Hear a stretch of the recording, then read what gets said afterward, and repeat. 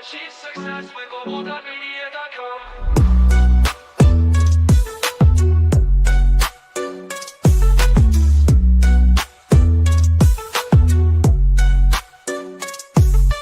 Every step forward is a new beat to your drum. Achieve success with Global.Media.com. Let's celebrate it with or without champagne.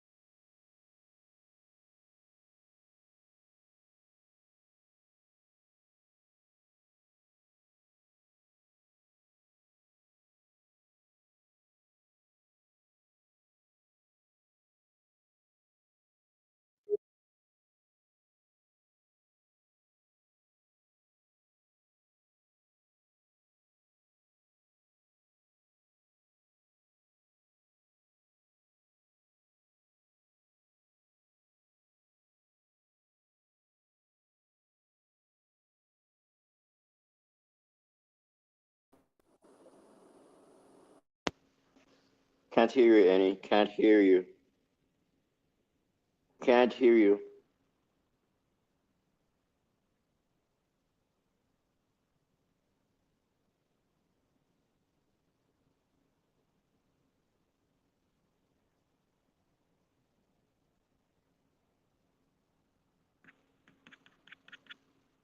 I can't hear you. You're on mute.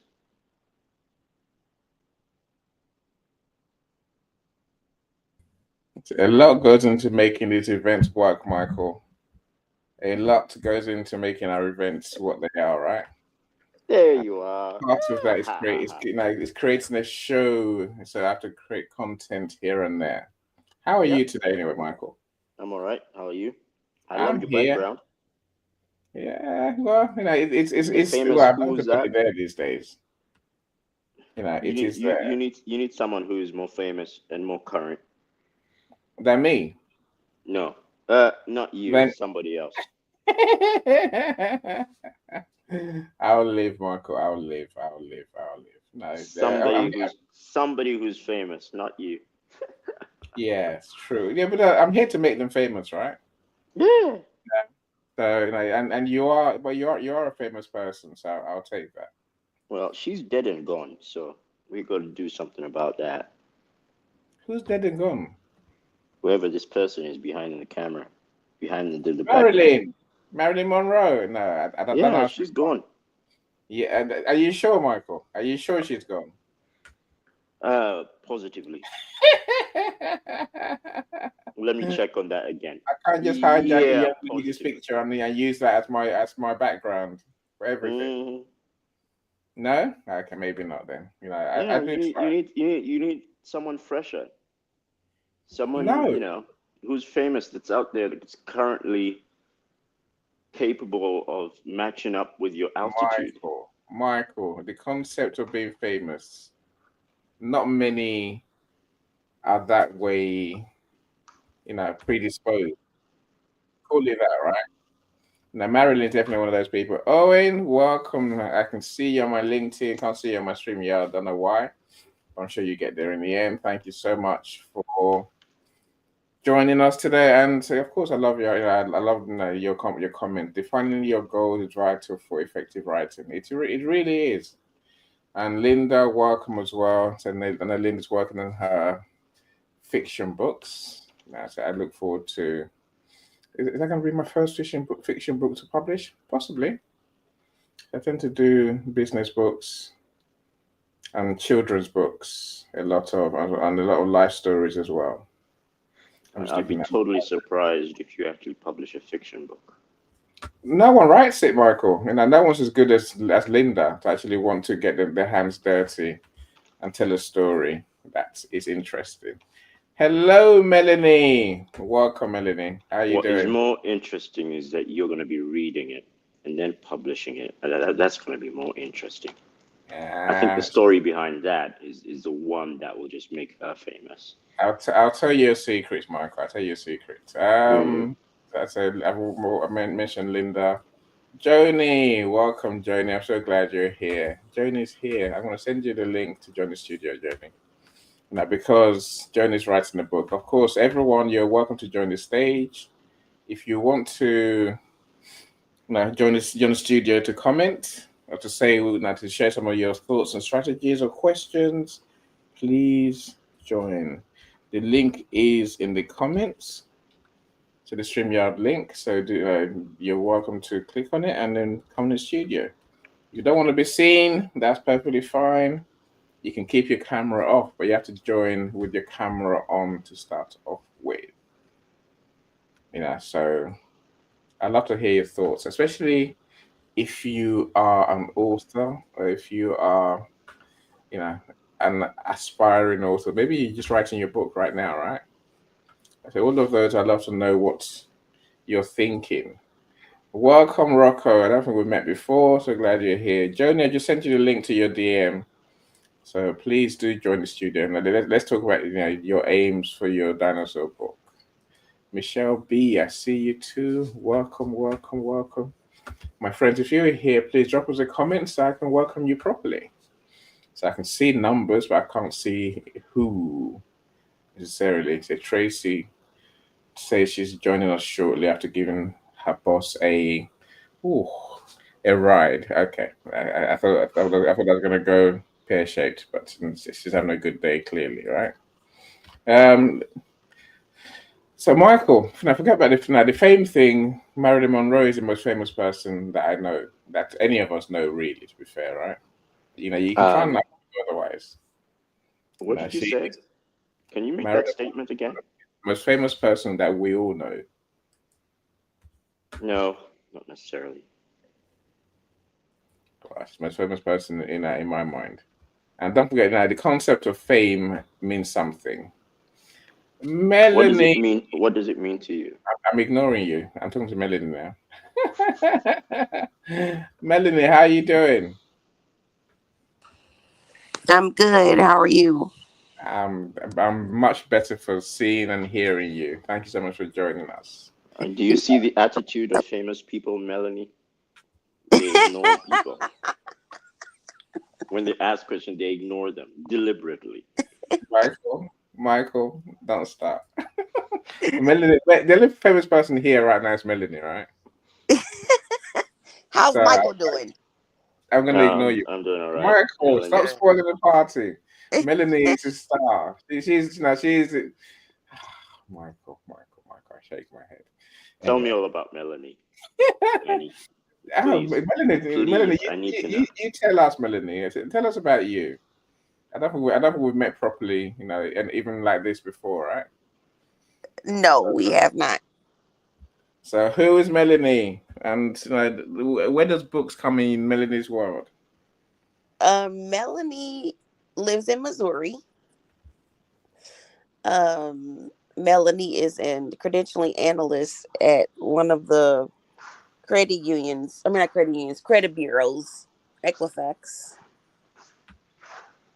Awesome. Um, I think that's about all. Okay. Have you written a book? Actually, I am in the middle of writing a book. Yay! Look at that. Okay, so Yeah, perfect. two books exactly. Two books. What? So so two books at once or one after the other? No, two books at once. One is a children's book, and then the other one is just fictional storybook. Excellent, Yeah. excellent. Okay, I mean, we have a lot to talk about, especially about the topic that we have in mind today. Yeah, so I'll definitely come back to you, and I'd love to hear your ideas, your plans, your thinking. Okay. Because I think real authors share more relevant information, than people who have no such ideas. So I Like me. definitely think that's thoughts.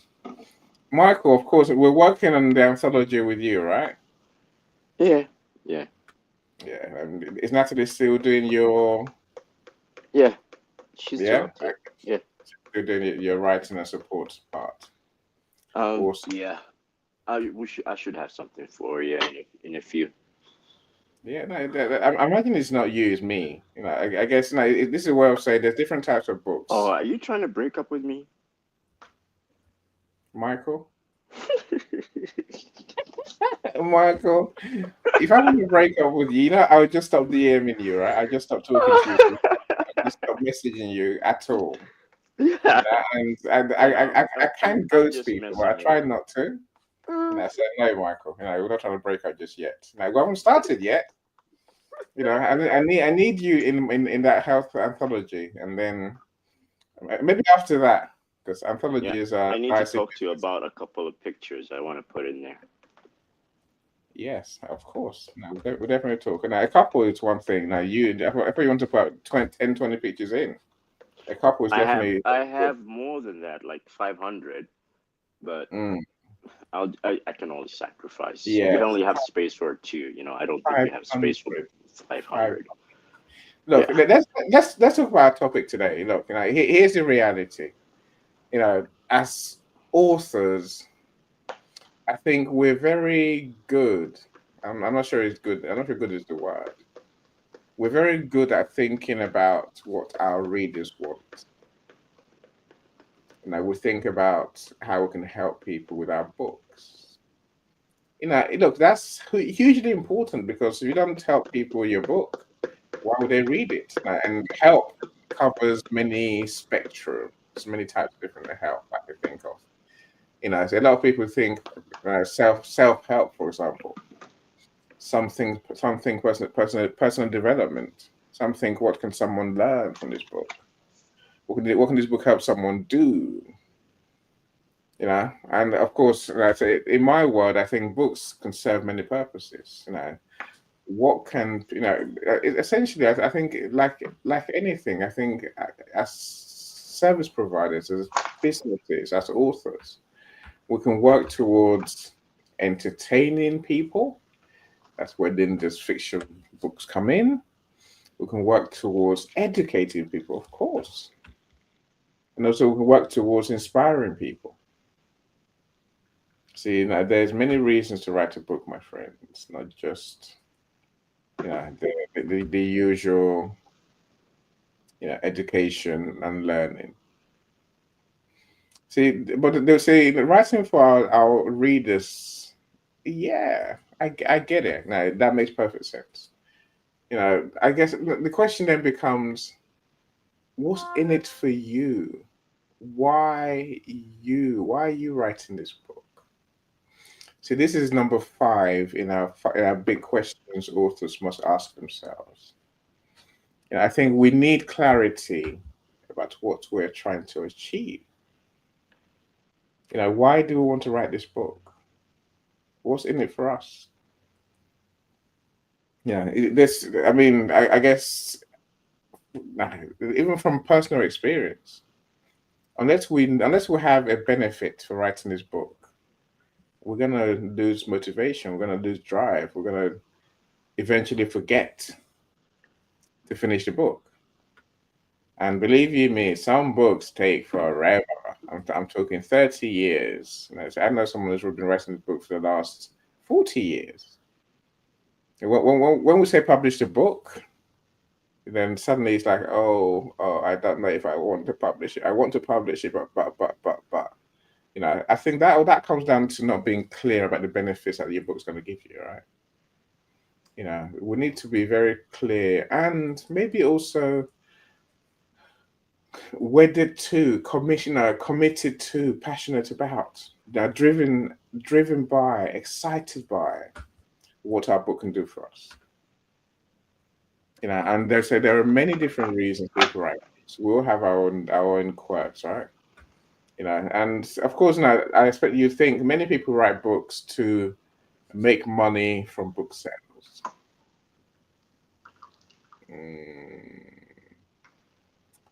I don't know how to break it to you, my friends, apart from just being honest with you. The numbers might scare you. If I say there are 3 million books published every year in the US alone. 3 million. 3 million, yes. Books every year published in the US. How many of those authors make a regular and sustainable income from selling their books? A few thousand, of course. I'm not going to say none because that's just not true. A good few thousand people make a career out of publishing a book and selling the books. Now, a few thousand is a small drop in terms of in the ocean in terms of percentages of what percentage of authors actually make money from selling the books. Most don't. Most just do not. Most people will sell less than 250 books. And of course, I'm sure you can imagine, most of those out of family and friends. They're not. My point is that you're not going to make much money from book sales alone. But people do, right? So, but the point of today's conversation is not to say to you, don't aim for book sales. Of course, you have to aim for book sales. Why not? It can be, you can generate income, you can make money that you can live on, you can make money to fund your business, you can make, there's many different things that you can do from publishing and selling your books. But I guess the bigger point is this.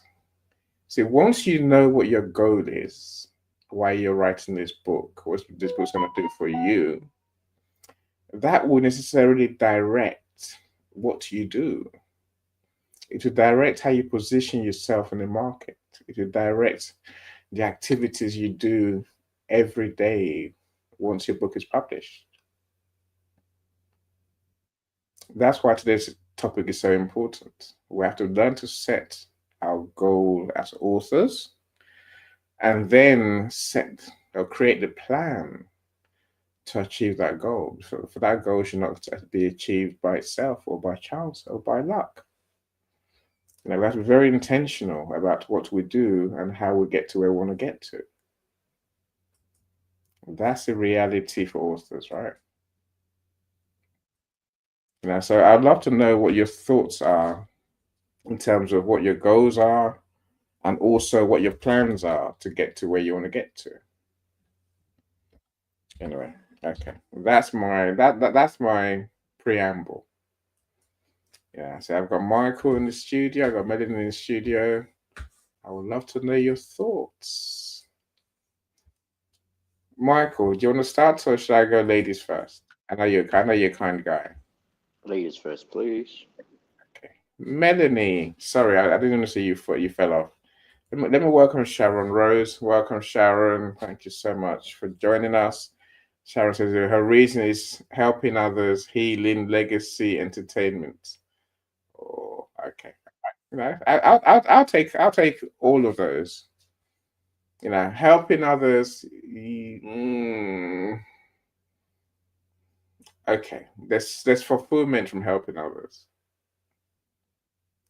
but I think you are shying away from the reality. But your other reasons, I guess, they are for you in terms of healing. So writing your book and telling your stories can have a cathartic effect. It can make you feel better, right? It can help you process feelings, experiences, situations, and so on and so forth.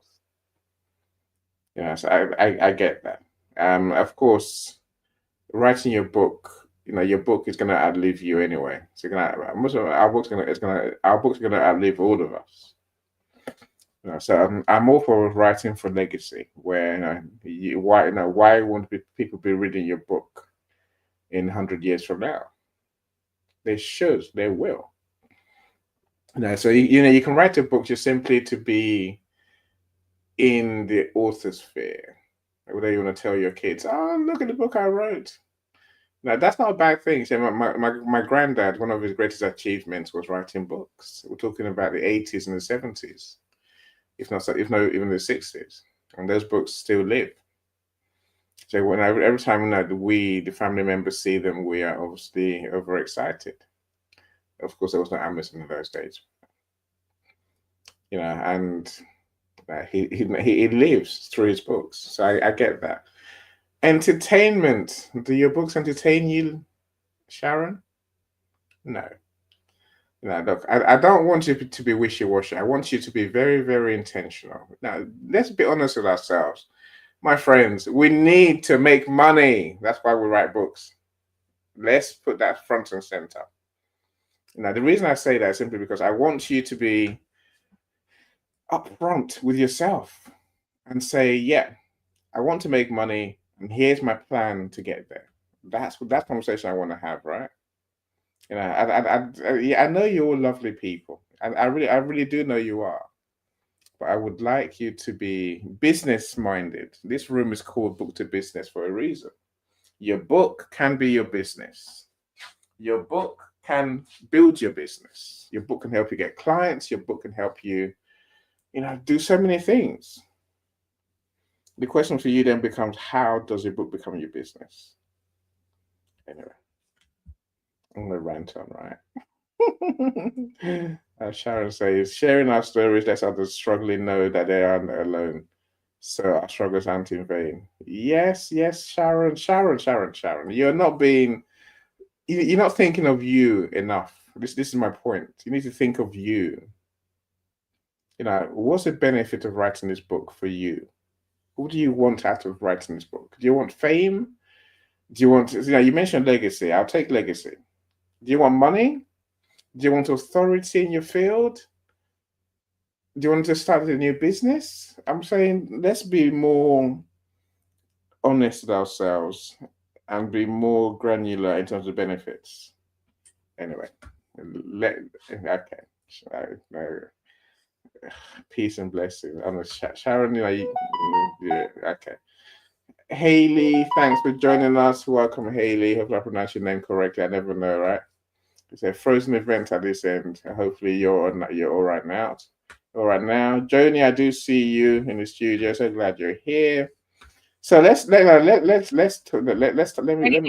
talk to you. Melanie, no, Joni, don't do it. I'm going to Melanie first. Gosh, I just said good morning. That's it. Good morning, Joni. How are you doing? Oh, hanging in there. It was a long night, but I'm hanging in there. Okay, go to Melanie. Melanie, talk to us. Good morning, Joni. I told you, my friends, as you can hear, Melanie. Yeah, okay, so I'm not saying your name wrong. Is it Annie? Yeah, Annie. Okay, good. Hey. Okay, so I understand everything that you're saying. Yes, I think a lot of people do get into book writing to make money, but you got to be open to what Sharon is saying, because there is, so like even helping others, like for instance, like those books that people write about how to do this as a dummy or whatever. I think some people actually do write books to help other people. And that goes with even other avenues that they use, like podcasts and whatever other avenues people use to like talk about things. I think people do things to help other people besides making money. Yeah, also too, you are right 100%. There's a lot of people that write so they can make money. But it's not easy. Like writing, at least for me, writing a book is not easy, and like you said, it can take like 34 years for some people to, to write a book. I know for me, especially with the what Sharon said as far as like healing and helping others, like a while ago I was diagnosed with fungal seborrheic dermatitis.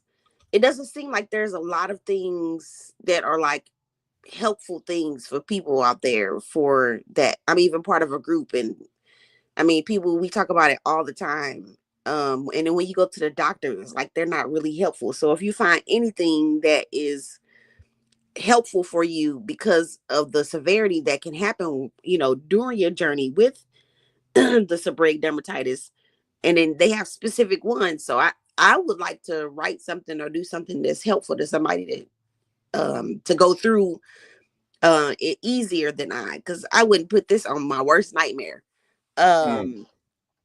So, but you still, I understand what you said, Andy, but you got to be open. It's not just about money for some people. Some people are not just about money with doing things. Cause like even with me, I have my own business. I design jewelry. I don't make that much money designing jewelry right now. And especially because it takes so much time. It's so detail oriented. So I'm not in it for the money. I'm in it because I enjoy it. Some people write books or do other things because of the fact that they enjoy it, not necessarily for the money. Look at teachers. Some people teach because they love to teach. It's not about the money. So Look, I will say this. I will say this, Melanie. I think for everything we do, if we help people, the money will come. So very I true. know Very true. That's true. the money is not always the motivator. I think what motivates is designing the transformation that our book can give us. So even when you talk about your illness, for example, I'm saying that yes, of course, your book's going to help people who can help people who have that that condition, right? But I think there's also the need not to miss the opportunity we have to turn that solution for people into a business in itself. And I'm talking about whether you want to be a consultant, for example, in a field to help people, whether you want to be an advisor, someone who has authority on that condition that can help people in more ways after your book, for example, right? You write your book, you publish your book, people start benefiting. Who do they call for advice? Who do they call to come and speak to their companies, come and speak to their staff, come and speak to their patients if you work with healthcare organizations? I'm saying that we need to think about how our book can really transform our lives. Now that's where we find the extra drive. You see, the problem I have, Melanie, is that many people write books and they just leave them to die. Yes, a book's written. Okay. Like I say, you're competing against at least 1.5 million books on Amazon every year. Every year. Think of that. In 10 years, there's 10 million books on top of yours. And then never mind those that are before yours. Of which yours is one. And don't underestimate what setting your goal for you really means. See, my friend Paulette now, she's got her Jack and Walter books. I can show you them. Hang on 1 second. So she's got these children's storybooks, these Jack and Walter books that she's written and we've published. So these books, I mean, she's sold more than 3,500 so far. But they need to get these books into kids' hands, and they need to make it worth her while as an author. Which is Jack and Water books. I don't know if you can see them properly in the sun. Probably not. So yellow, green, and then blue, right? These are the 3 we have so far. The reason I show you Paulette's books is because if you want to make money, then write a series. Yeah, I just said that. If you want to make money from your books, don't just write one book, my friends. It doesn't work. What you want to do is write a series of small books. Don't write big books because people don't read big books. People are not going to. I mean, I don't know what you think personally. Any of you on stage. If you've got a 400-page book, it's going to take people a long time to get through them. It's going to take a long time before they're ready to read your next book. Whereas if you write a book that's 80 pages, 100 pages, people can get through that in 2 days, right? And if you can write a good series of short books, you can entice your readers to buy more because they're excited to read the next chapter, the next episode. And look at it like TV, right? Whereas if your book is to build authority in your field, I'm sure you understand that means a different kind of book. It means a book that shows that you have understanding, you have data, you have facts, you have experience, you have knowledge that's unique to you. As you said about that in this condition or in this illness book that you're talking about, Melanie, right? I'm saying that if you're not brave enough to set personal transformation goals for your book, I do worry. I know because it does. If you don't, the goals you set determine what you do afterwards to actually market this book. That's my point today. I'm not saying don't be a kind person. Yeah, of course you have to be a kind person. Of course you have to help your readers. But for a second, my friends, forget about your readers. Let's talk about you. What's in it for you? Is your book a business card? Is your book a gateway to get public speaking engagements?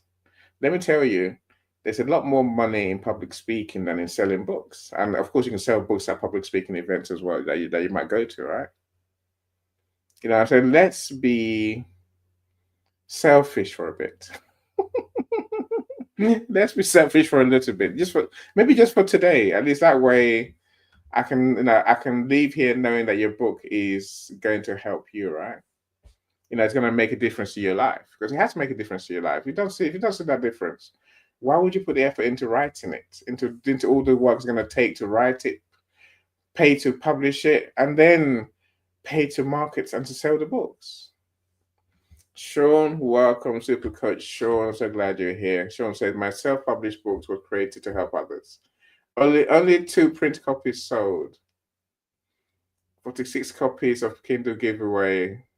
Kindle version giveaway. Sean, I'm heartbroken for you, but maybe I should be happy for you, right? Can you stop saying I want to help others? I know you. Oh man, I'm losing my mind. Your book has to help people, otherwise they won't read it. Okay, how many books do you have? That I'm reading or that I published? That you wrote, yes, that you wrote. That one behind me. That one. So lessons we learned from COVID. Okay, that's so my primary book. Okay, how many have you sold? About 1,000 copies, a bit more, a bit less. You said 1,000? Yes. Okay. Do you do a lot of public speaking? I'm going to Ghana in September to talk to 1,000 people. Okay. Okay. Now, so where are you from? I'm in the UK. Okay. I haven't been there. Well, actually, I haven't been really anywhere, but. These are fair questions. I'm not the greatest, of anything. That's the truth, right? I'm me, and I'm more keen to help people publish their books. I'm more keen to make people stars, but with that, I've created a business basically. Okay. Because of the books that we've written, that we worked on, that we've made bestsellers. So that's I have a money. I want to make money from the business. Of course I do. So I have my legacy. Writing the book is a legacy. It shows my son, my kids, what is possible, that we can too, right? So that's my main reason.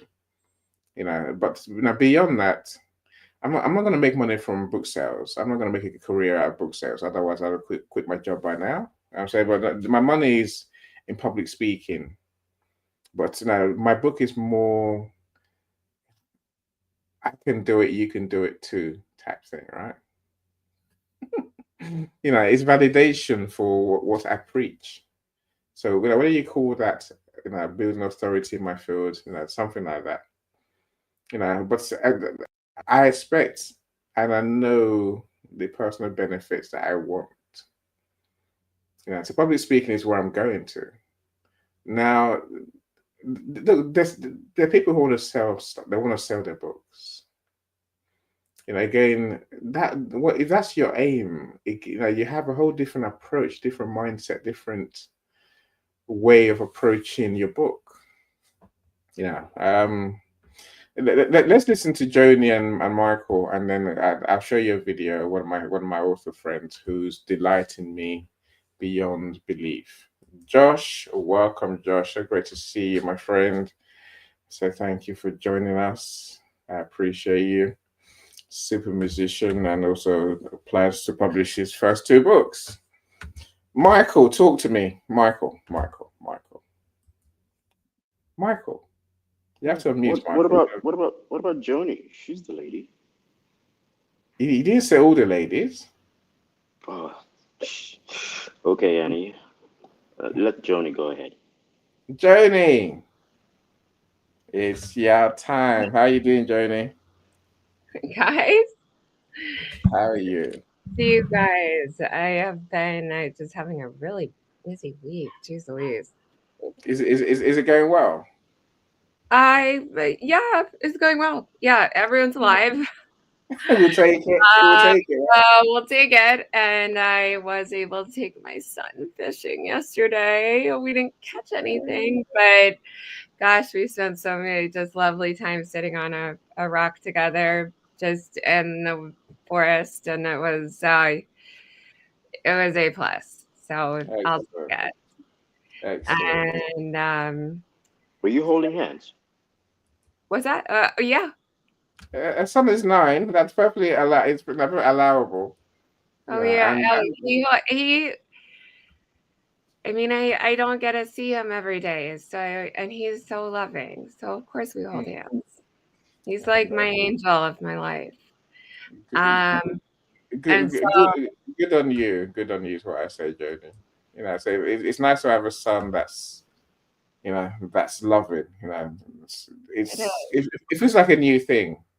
It's like I think children, especially children who have been through kind of a bad divorce, which I did not want that, but it had happened to them.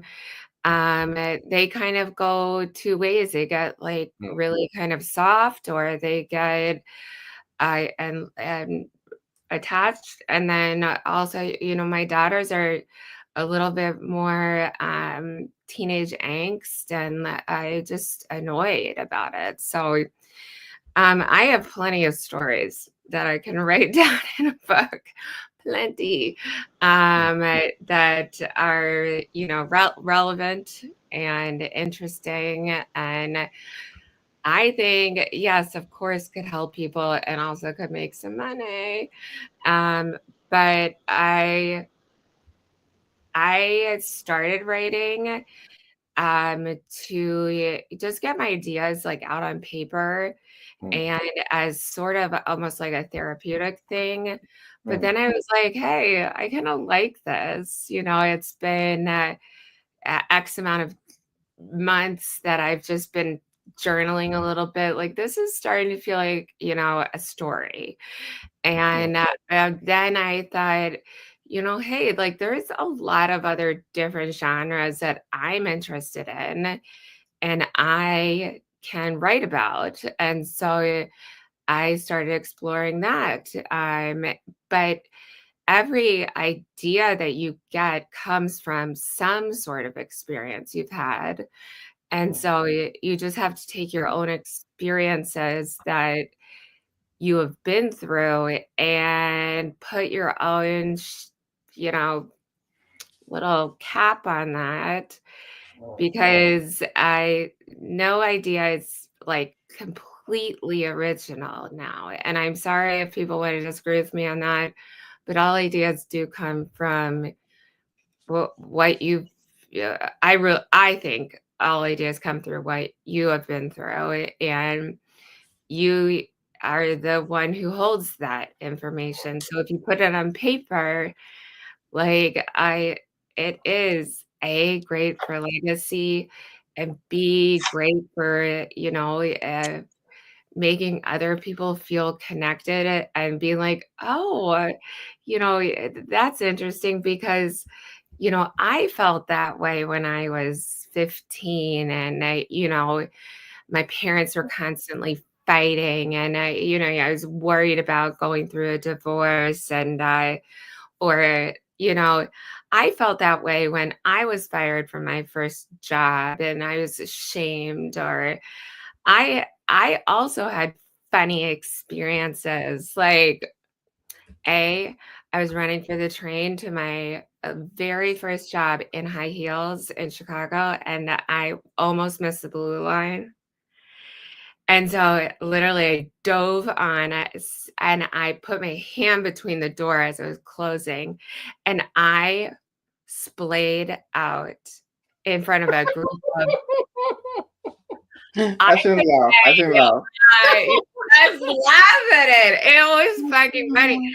And I think there was 100 people on the tiny, like the one train I was on, and I just like bit it. But I made it. And I had some dirt on my shirt, and then I had to go to my first job. That was see, that's funny. And then I also later in that year saw this guy working at Starbucks who was so McDreamy. Oh my God. And I was just like in line, like, and I just wanted a coffee.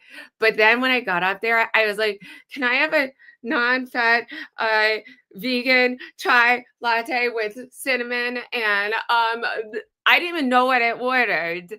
And I was like, this is humiliating. And then I just like paid and ran out of there. Because it's just like spit out, and I was like, oh my God. And so I have lots of life's little embarrassing stories that you can pepper into it, just because they're fun, and you can pepper them into fiction, or a memoir. And then right now I'm working on I wrote my book about dinosaurs for kids, because I love dinosaurs. I'm so fascinated by them. And my dad told me stories about that. So I got the idea from him. And now I'm working on something, a cookbook from all of my family's recipes, going back from my great great grandmother. And my children also each wrote one recipe in the book. And there is a couple recipes that I tried to mimic from great restaurants I've been to. And so, yeah, that idea is just because it's something I love. I love cooking and gardening. And so I think the most successful things come from you being self-depreciating, and also it comes from your own life experiences, but it's really up to you how you want to format that, because you can format it into fiction. Fiction sells way better. Children's books sell very well. And I want to parlay it into speaking more, prolific speeches for whatever organizations will have me, because I'm very obviously I'm comfortable speaking in front of people, because we all people. I have no judgment. I mean, I have been through hell and back. So I want to whatever parlay. Yeah. That's a betting term. Yeah. But two different people, and so it is. Yeah, that's my goal, and also, to make enough money to continue to do what I love, and travel the world and get down there to Nigeria, guys. I'm gonna come. Look, awesome, awesome, Joni, awesome. Look, I'm done. here's the reality I'm trying to get across today. Now, Joni wants to, of course, she wants to entertain kids and entertain all of us with the quirky stories. Again, I get that. So, but when you say you want to do speaking gigs, I guess it's realizing what that means. What has to happen for you to get there, Joni? Right? Mm-hmm. Okay. So for you to do public speaking, what do you envisage you have to do to get there? That's from now. I'm asking from now. You've written a book, right? Yeah. What are the next steps? Well, I think really connecting with the right people, and be willing to, go to some different conferences where I really am not making any money, and then kind of go from there. Yeah. And also, all of like any sort of media on my books does make a difference. And so just talking right now, look, I have, 4 people right now that are up on stage with me that are, wonderful. Maybe one can fix my credit.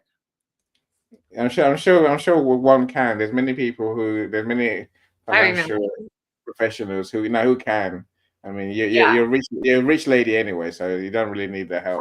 Now you know my ex really did a number on me, but you know, uh, it's uh, it's important to me to, you know, you always start at the bottom, but if you have a gift for enjoying it, then it's okay to start at the bottom. It's okay to start your life over. It's okay because if you still have that smile about like just, telling your stories, which I mean, stories when you're 40s and 50s and 60s and 70s and 80s are way more interesting than your stories when you are like 20 years old. And so I encourage anyone to, journal and read, you know, credible articles about other authors. I have some different sites that I read through. I read the Washington Post, but the Guardian, Literary Hub. I read the New York Times, of course, but just kind of see like the different ways people are getting recognized, and don't be afraid to just write a letter to someone who's hosting a speaking engagement. It's not, it probably will get lost in the mail, but don't be afraid. Yeah, and look, and I love what this is the part I've been dying to get to, Michael and Melanie. This, I think, we have to learn that we need to make a plan to make for our book to do for us what we so desire. So I got my friend, I said my friend that I was in a room with, the Lolette. She's got this pack of cards, right? She created this pack of cards 20 years ago. Maybe not, yeah, 20 years ago. I think she sold 23,000 copies. 23,000. Now, what that means is everywhere this woman goes, she has packs of these cards with her. She goes to weddings, she goes to funerals, she goes to birthday parties. She's selling her. She talks about these cards everywhere. She's in a shopping queue. She's talking about her cards, right? I'm saying that's what it takes to sell 23,000 copies. She's sold more than anyone else I've ever known. But I'm not, you don't need the same plan. Of course you don't. Where can you get the numbers you need to achieve your goals? And what do you need to do to get better? What do you actually need to do? What can you, what skills do you need to improve? What is the plan for your book to be what you want it to be for you? That's the conversation I think we should be having about it. And like I say, let's be selfish for a bit, for an hour or so, and say, right, this is about me and my book. What do I want? How are you going to help me book, rather than keep thinking about other people? Anyway, Joni, thank you so much for sharing with us. Public speaking is that's where the money's at, really. It's not just the money. I think the power to influence people is in public speaking too. The question is, are you willing to do the work to get yourself on stages? That's the real question. Tracy, let's come to you. How are you doing, Tracy? Good morning. I know you're in the US, so good morning to you. Hello, Annie. Hello, Melanie, Joe, and Mr. M. Mr. Michael. Good Yeah. morning. Hello, Senga. How are you doing? I'm doing good. Thank you. Thank you, Michael. I'm so glad to listening to Joe, and I think I read some of the Melanie's messages in the private chat. I I'm here to support you, Annie. 5 shows per day is unbelievable. You are incredible host. There's one thing I like to share this morning is about observation. As somebody who writes every day, I think observation is very important. But this morning when I was at the Whole Foods doing my Amazon return, I was so into my own routine. I need to just get in there and quickly done, because sometimes it's just crazy. It could be like 10 people lining up at 8 o'clock when the grocery store just opened up, and Amazon staff come to work around like 9. So everybody was there just doing self-service right there on the kiosk. So I was there. There's one gentleman ahead of me, there was a lady ahead of me, but sometimes we do have the multiple items, right? Like we can only do one at a time. Have to follow the prompts from the machine and doing one at a time.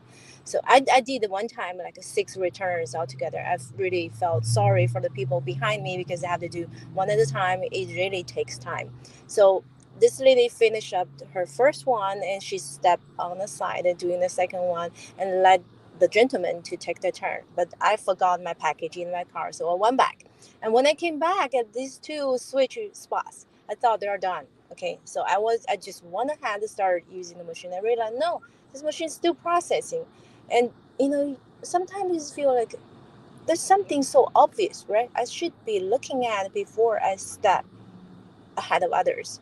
But oftentimes, if we are on our own momentum, we really just did not have the attentive gesture, or our attentions are limited. I just felt, oh, this is not me. I was like driven by my time. I was driven by my schedule. I just want to get my things done. I knew at that moment I put myself ahead of others, which I shouldn't be doing.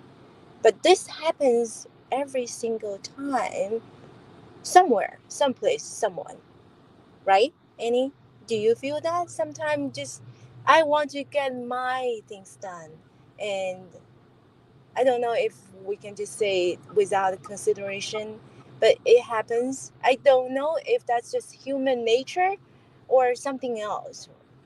I just feel it happens. I think you're being too harsh on yourself. I think It's we all probably have to think. psychology problem, because I was at Eugene's sales pitch yesterday, and he's talking about lots of psychological factors, and I think Mm, I'm still I still have this in my head. I guess yeah. sometimes we might be overthinking about very simple Mm. things, but it was very reluctant for me to say sorry to them, because I thought I wasn't wrong, and then I have this contemplation about it afterwards. I probably just should have say sorry and then it's over, it's done. I guess I was just in this loop. It will take a while for me to get out. Thank you, Annie. Yeah, look, I don't think it's selfish to think of ourselves. And I think the truth about human drivers is that we're driven to do things that we truly believe will transform our lives and give us what we want. Somewhere along the line, we have to think, what is that thing? And it's when we know our why, as people say. It's when we know our why that we then begin to work on the what. I think many people don't think of the why enough, or they're not willing to be explicit to themselves about what that why really is. I think when we have a different way of looking at things. Now, let me give you a simple example. So when many of us go to work every day, right? You can either go to work and think, oh, I'm just doing a job. I don't really like it. I'm just doing it. Or you can go to work and think, this is a stepping stone to where I want to be in X amount of years' time, X amount of months' time, right? I think I find anyway that people who have the intention, those who can see the benefit for them, they're happier. They're willing to do more. They're willing to do more for longer. That's as Joni was saying. If public speaking is your thing, you have to be prepared to go the extra mile to achieve it. Writing your book is just the first part. Again, how are you going to position that book? What work are you going to do to get your book to be read by many people? That way you have an easy in to public speaking. I know what I just said. Let me try and break it down. Look, if you want to do public speaking, obviously you have to write a book and build your authority in your field, in your niche. Now, why would they come to you to listen to you when they can listen to other people? Your book has to make a real difference. Yes, I get that. And then from there on in, you have to do the work to get the sales of your book. And ideally, come to me, let me make you a bestseller. Now you have a bestseller badge. Now you have a bestseller award that goes with you for the rest of your life. It's much easier to go to an event management company and say, right, my book is a bestseller. I'm a bestselling author. Here's my genre. Here's my message. Here's the people that I can help your people, basically your audience, basically. And I have the knowledge, the tools, and also the background. That's a much easier sell than going and saying, "Oh, I'm still writing my book. Okay, I've written my book. No one's bought it. I've sold 3 copies, as Sean said. I've sold 3 copies, but I want to speak on your stage because my message is powerful."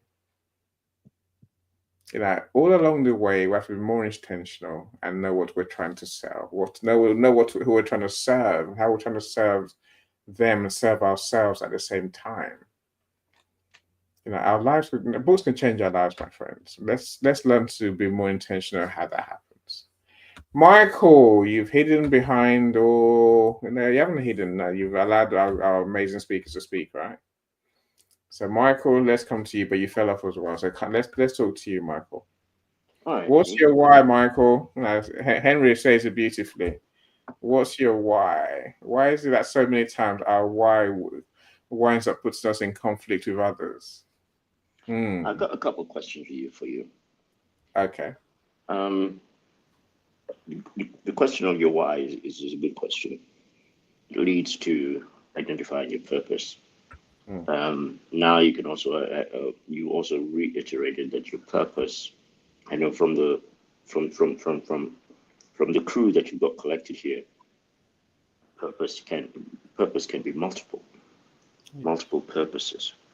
for writing. And now, for you, Annie, what is your purpose? What are your purposes for writing?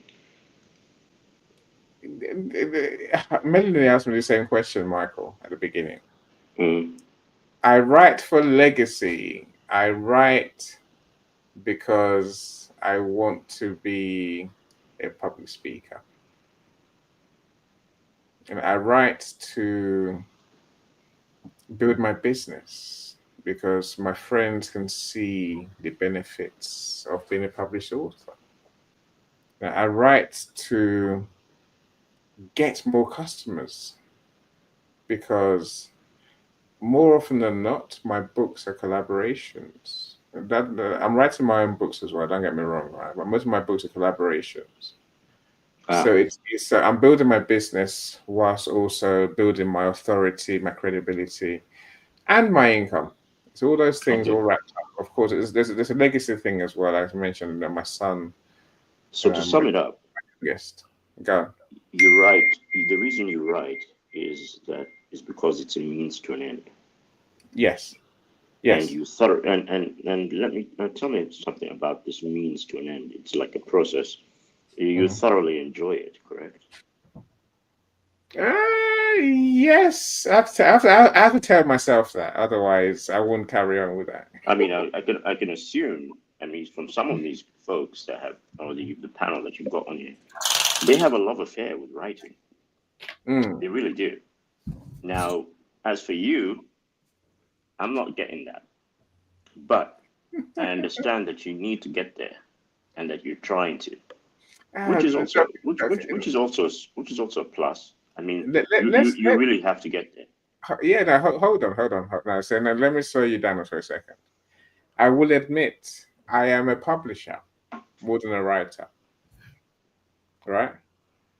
Hmm. Now that's so my friends on stage, they're writers, they're not publishers necessarily. Of course, not from stage you can't self-publish. I'm saying with that, but then I don't know if Melanie is a publisher, but my business is helping people to write their books. So that's my primary driver. That's what everything probably comes back to that ultimately, right? Whereas for other people, they have different careers. People that have different passions, and the writing is one of the means to that end, like you talked about earlier. Whereas for me, often the end is to do more. My end is to publish 10,000 books, Mm. right? So that drives me more than. Do I need to be a published author in my own right? Yes. Am I writing several books? Yes. I But believe to me, that because you need to be able to convince us writers yes, that this is a means to an end, and it is yes, something that can benefit you yes, financially. Yes, yes. although I don't agree. Financially, spiritually, I just call it transformation of life, really. Yeah, and you So you I'm not scared about take what you can get from it. In other words, it. but No, don't give up on the prospect of writing. As I no, but see no, it, no, I think be intentional in what you can get from it. I think yes, yes. there's many benefits. I'm saying be intentional what you actually do want, and then do the work it takes to get that result. Because whatever result you want will take work. They say And from what I understand, yeah. people who have been successful have just actually fallen into it. They have not. No, Their intention initially was not to be. I mean, it was part of it. A wish. It was a wish, but they did not go ahead and write books or a series of books because they wanted to make sure that they can make a lot of oodles of money or anything like that. No, they just wanted to get something that has been tittering or tottering around in their head into pages. And then see, when they wrote that in pages, then they bottled it, bottled it this up into a book, Marco, I think this is and then where I sent it think. out. Hold on, Marco. I think you're wrong. I think you're wrong. It doesn't mean you're wrong. I'm saying I think you are. Right. Okay. My point today is this: if you're intentional about what you want, if you're aiming to make money, then write a book and do it in a way that will make you money. It's not just write the book in a way that makes you money. Write the book that people need. Number one, it will help people. That's why they will buy the book, and then prepare to do the marketing on a scale that you probably haven't even imagined. It's not going to happen by chance. You're not going to write a book and suddenly get lucky. Your book becomes a bestseller. Your book becomes a bestseller. Your book becomes, like Harry Potter. That's not how it happens. Because someone like J.K. Rowling, you don't know how many times she got turned down. This woman kept writing to agencies, to publishers, and they were like, "No, your book is rubbish. We're not having it." But she went through years of persistence, determined that she wanted to write these books that would become a TV program, a TV series, a media experience. Yeah, so she had a real love affair with the book and actually getting that idea out, like bottling her message and actually getting out into the world. And building a business, Michael. She knew she was going to build a business out of it. She knew this was going to be her gateway to becoming a superstar, a wealthy lady. I have a feeling that's not the case. And I believe she said so. She was a single mother who went through at least 100 rejections from known publishers. And she tried and tried, and she finally got someone to publish a simple article and then continued on with it. She was actually she's an idol of mine. I love her. That's where I'm actually getting this hint. It is you, Johnny, who is actually following her path with all these ideas and things that you've got going within your head. But like Annie has indicated, you have an idea, you want to put it out, but you also need to be able to be aware of the fact that you need to publish or market what you're writing. Really market what you're writing in order to be able to make money. And I believe Annie is saying make money quicker, faster. No, I'm to make money deliberately. Do what you have to do. Make a plan. The reason There's a business plan that you can make. For your book. Yes, a business plan for your book. Exactly that. I agree.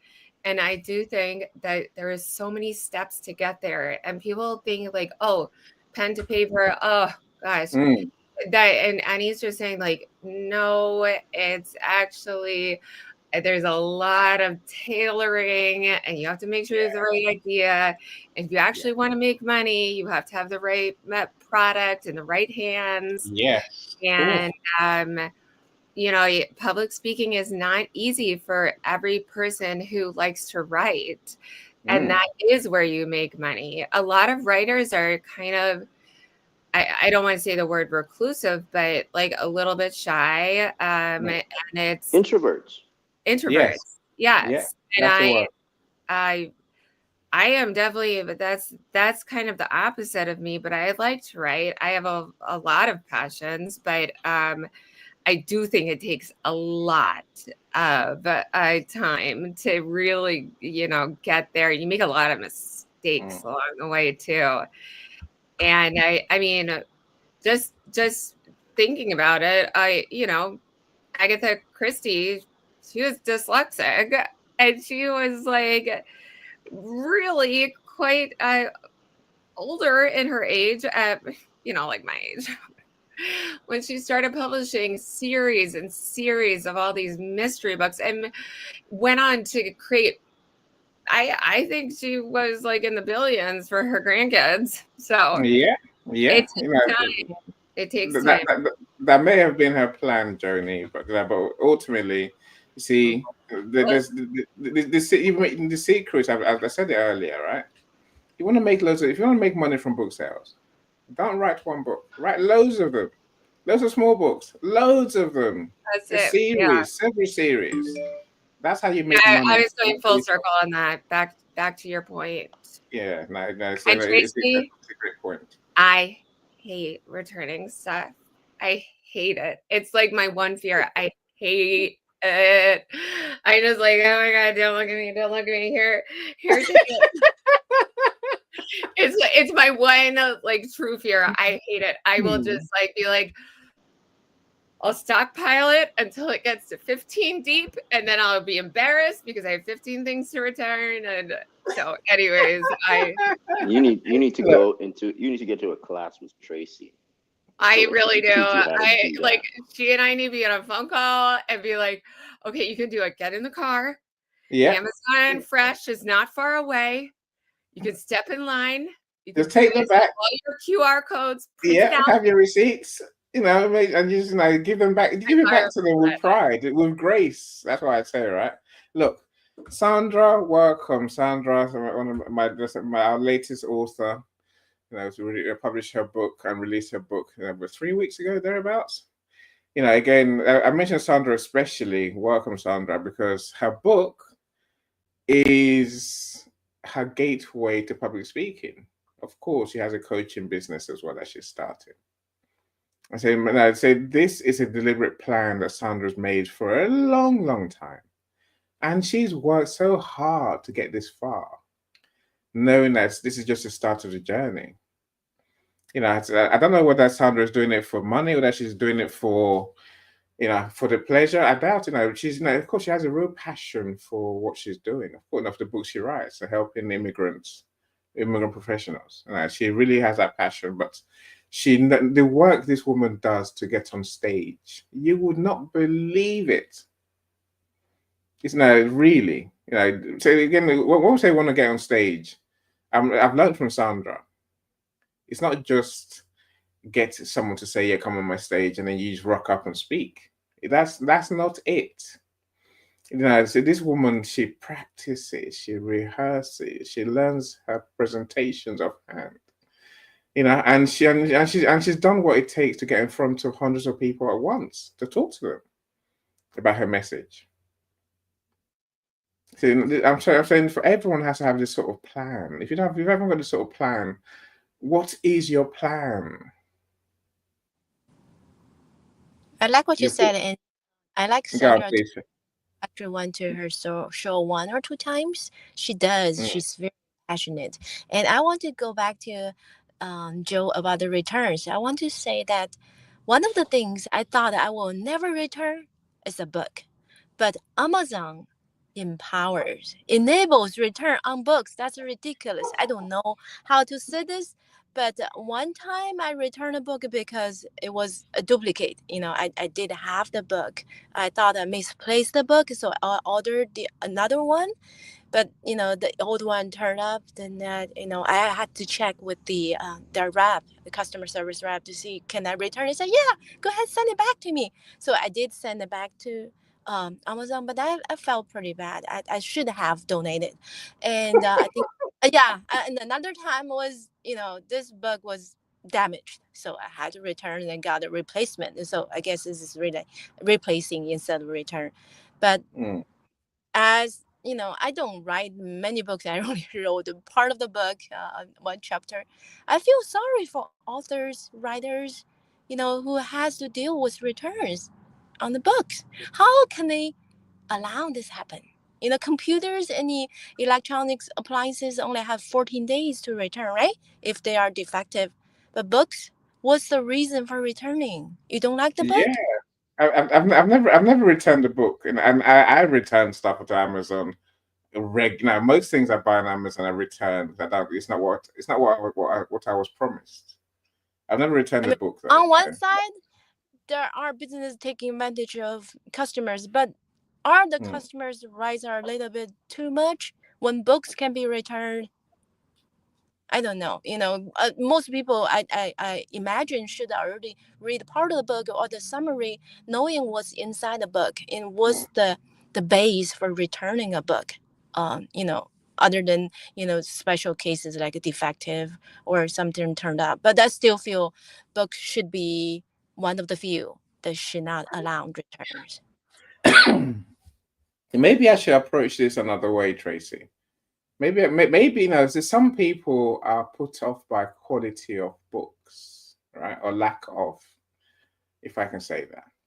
You know, if you open a book and you find 3 typos on the first page, what are you going to do? It ruins your reading. It ruins your enjoyment of the book, right? So you tend to literally not want to read the book. You know, I can understand, you know, that as a reason. You know, because it makes, you know, again, whatever your goal is, writing a quality book is where everything starts. So I'm taking it today that's a given. You know, that's, you know, writing a good book that helps people is a given. You know, it has to be accurate. It has to, you know, it has to be correct. It has to be, you know, error free. And I do, you know, again, it's easy to think that if I write it, they will read it, they will love it. Whereas in reality, again, I go back to Sandra because now she's a perfect example. See, Sandra, you know, she wrote her book in what, November last year, December, early December, the book was written. Then Sandra spent 4 months editing the book, making changes, error-free, better stories, better ways of telling the stories. I'm saying these things don't happen by chance. It happens because of her intention, you know, for this book to impact people, for this book to be a great read, for this book to get her on stages. You know, so I'm saying that's step one, Tracy. You know, we have to write a quality book, right? Now, if your book is just for, I don't really care if no one buys it, then you don't really care, right? And Joni, again, you're a perfect example of someone. You know, when you came to me, you said, "Annie, I don't really really want to sell books. I just want to write the book and get it off my head, and then maybe entertain some kids." But now we got towards publishing. Joni's like, "No, I want a book edited. I want a book to be kidified. I want someone to write in a kid's language." I'm saying that's intention, right? That's how you tend to improve your book.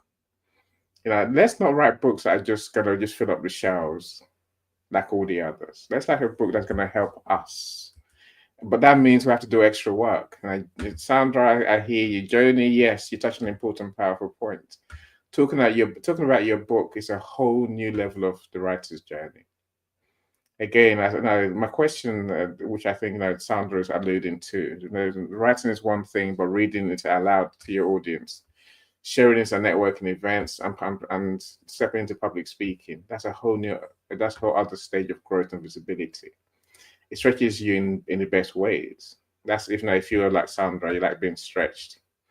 You know, I said this is what I mean. If public speaking is your thing, you have to transform yourself.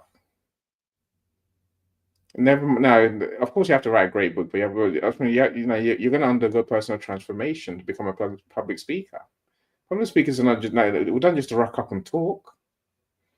You know, there's a way to become a good public speaker. There's a way to become a great public speaker. You know the greatest ones that are, right, because they are the Gary V's. You know, I say, who else can I mention? There's Tony Robbins. That's most of these people, they're coaches, right? It takes there's an art. There's a total art to this. Yes, and it's something that when you do it, you really appreciate it. Yes. You really appreciate doing it and the process. And you earn substantially from it. You know, Tony Robbins doesn't do what he does for fun. They do it to make money, right? They do it to get customers. You know, again, think of what their days look like compared to what your days look like as an author. I'm not saying everyone want to be, this great super coaches and super speakers. That's not it. I'm saying we need, we have to have a goal for ourselves. We must. Wallace, welcome. I see you. Thanks for joining us. Henry, you're too kind with your words, my friend. Any, you're master wordsmith. I'm no such thing at all. Your written words, your spoken words, the written words of others and the spoken words of others. You know, you bang the words about. You smile. You smite them until they're reshaped into a higher order of meaning. Indeed, Henry. Look, a good book doesn't write itself, right? It's something we have to work on. I can't say that enough. Curtis, I see you as well. Thank you for joining us. This man has deep conversations. If you don't know who he is, connect with each other, my friends. So that maybe that's one way this room could help today, right? Talk to other people in this room, other authors, become friends with them. Let's learn from each other. You never know where that might lead. Really not. That might be. You might learn something that helps you not just to work out your why, but also to work out your how. Let me show you something. See, one of the things that Michael says, why do I do what I do? One of the things that gives me pride, Michael, is when my authors like Sandra do follow the plan I'm talking about. They do create a plan. They do create a business from their book. There's many different ways. And say, probably one of the things that gives me greatest joy today is my friend Laverne. Where's Laverne's book? That's Laverne's book, Later the Game Got to Winning. I'll show you, so you can't see it clearly, but it's a lovely book. It's a small book, it's a life story, but she's doing the work it takes. She's doing the work it takes to get that book out. Sorry, Joni. No, I just wanted to make one more small point. So if you do really want to reinvest in yourself, and it's a really good idea to have a financial plan of where those annuities from your Amazon books go. And then potentially you can use those to attend some literary conferences and be introduced to the right people. So you're not using, the initial money that you've had saved. But a financial plan is a really good thing to have. And well, for anyone, gosh. Oh my God, you're speaking to the complete hypocrite. But anyways, I'll say this. I say this, Joni. Look, part of the reasons I do some of these rooms is when we know better, we have to do better, right? If I say, as I'm sharing today, I can't not have a plan for when I write my books, right? I'm saying, if you know better, then do better for your sake. Otherwise, we might drive ourselves crazy, right? Just know that you can always, you can put that in place. It doesn't have to be, your first journaling. You're like, all right, 50% is going to that, blah blah blah. Look, I totally agree. I think it's believing anything is possible with our books if we put the work in. As you're talking, Joni, I'm thinking, why shouldn't your book become a film? Why can't we become the next J.K. Rowling's? Well, really, why not? There's no reason why not. And all that takes is simply setting the intention. And as Joni says, I say create a plan. Joni said put some money away to attend film festivals, for example. Go to events where you meet the producers of films and share your story. I know. I was in a room, Manny, and someone was like, I can just see my children's story being like almost like a Disney series, not Disney, whatever, about 3 little girl dinosaurs and a little education on dinosaurs, but going through and having this experience. And I was like, it does write more like a little kid TV show. It does. And so who knows? Maybe I will get that money. I mean, when the time comes, do the work, get the book, sell the books. That's number one. Dream big. Dream big.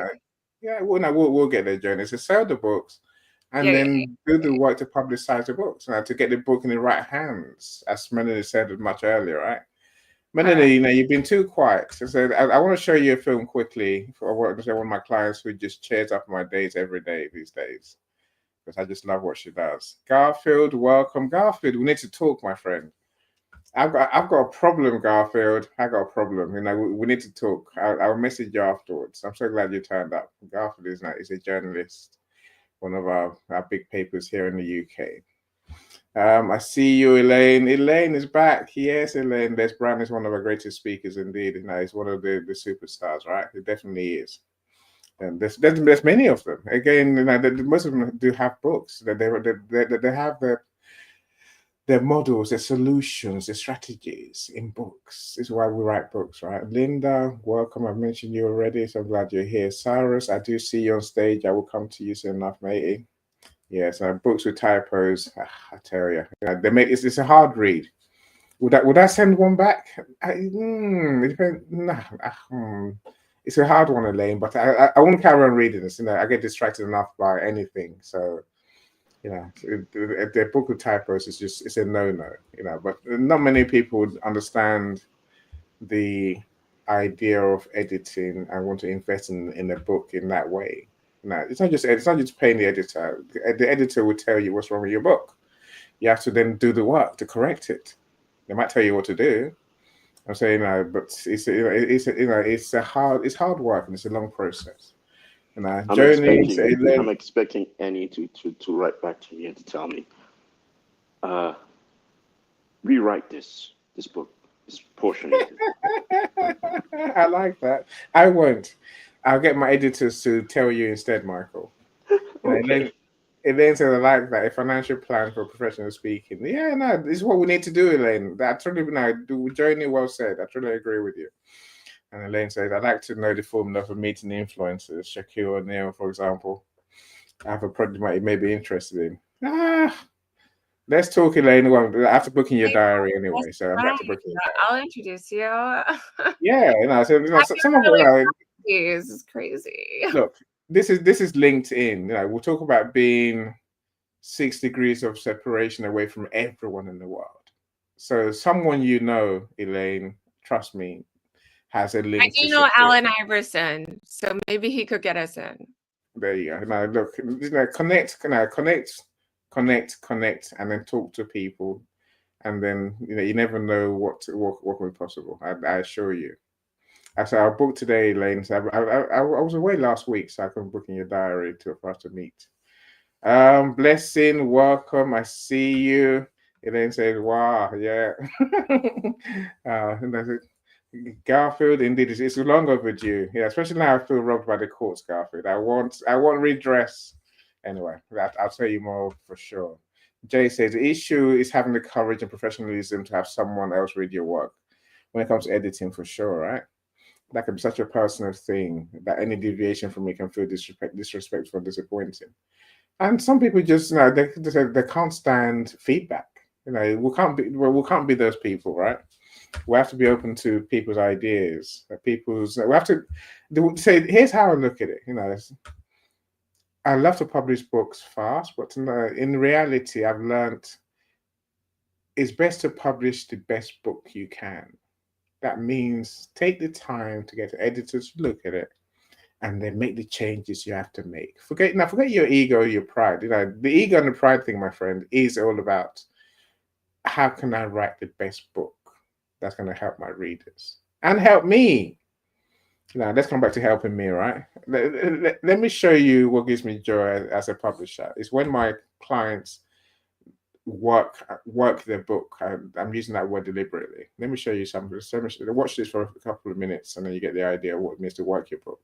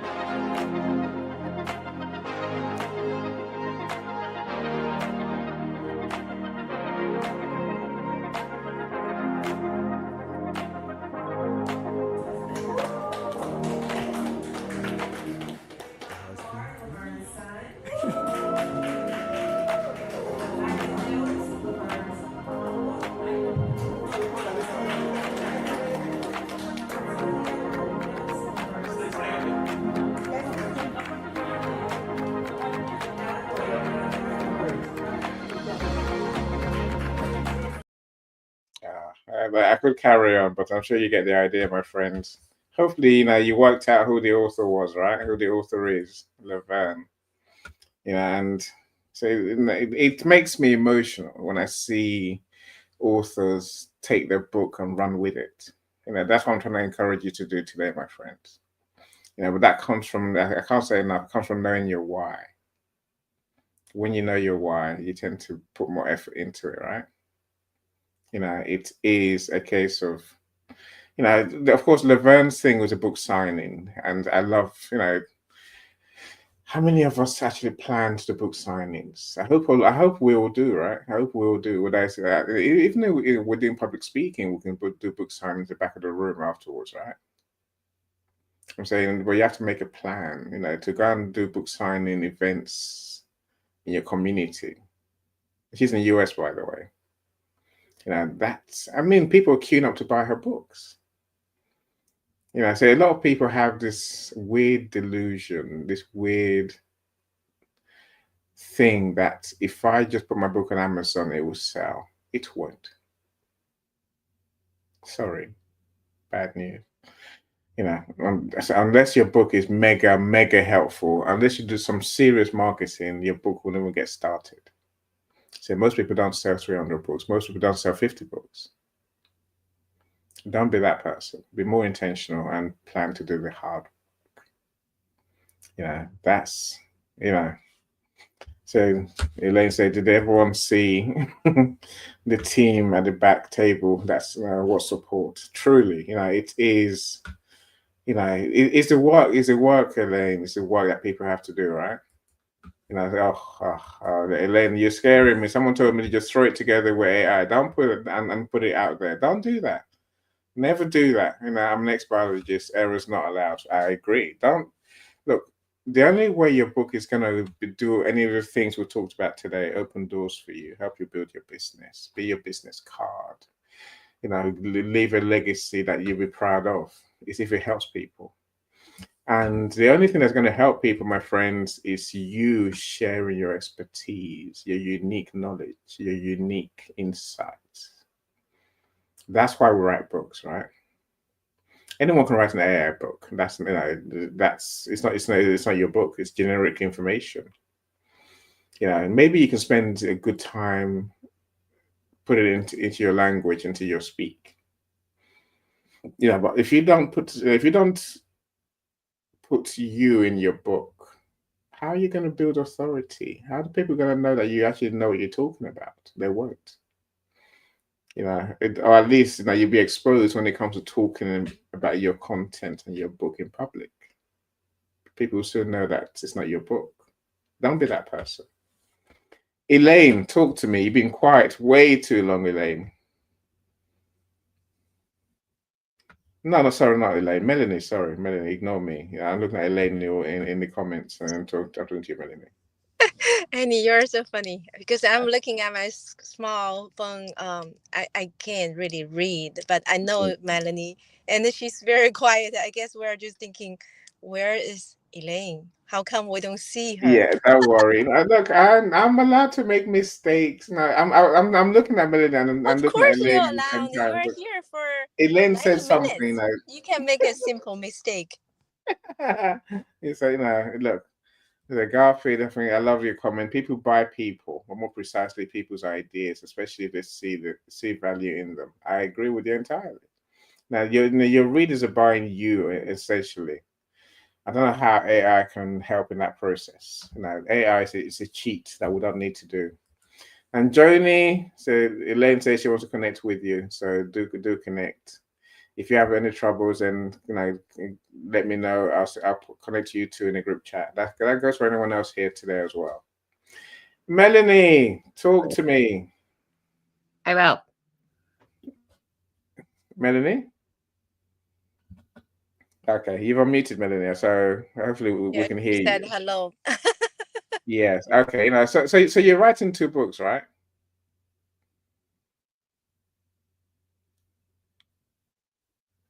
You said you're writing 2 books, Melanie. So I guess in light of what we talked about, has your thinking moved in terms of what you want to achieve with the books?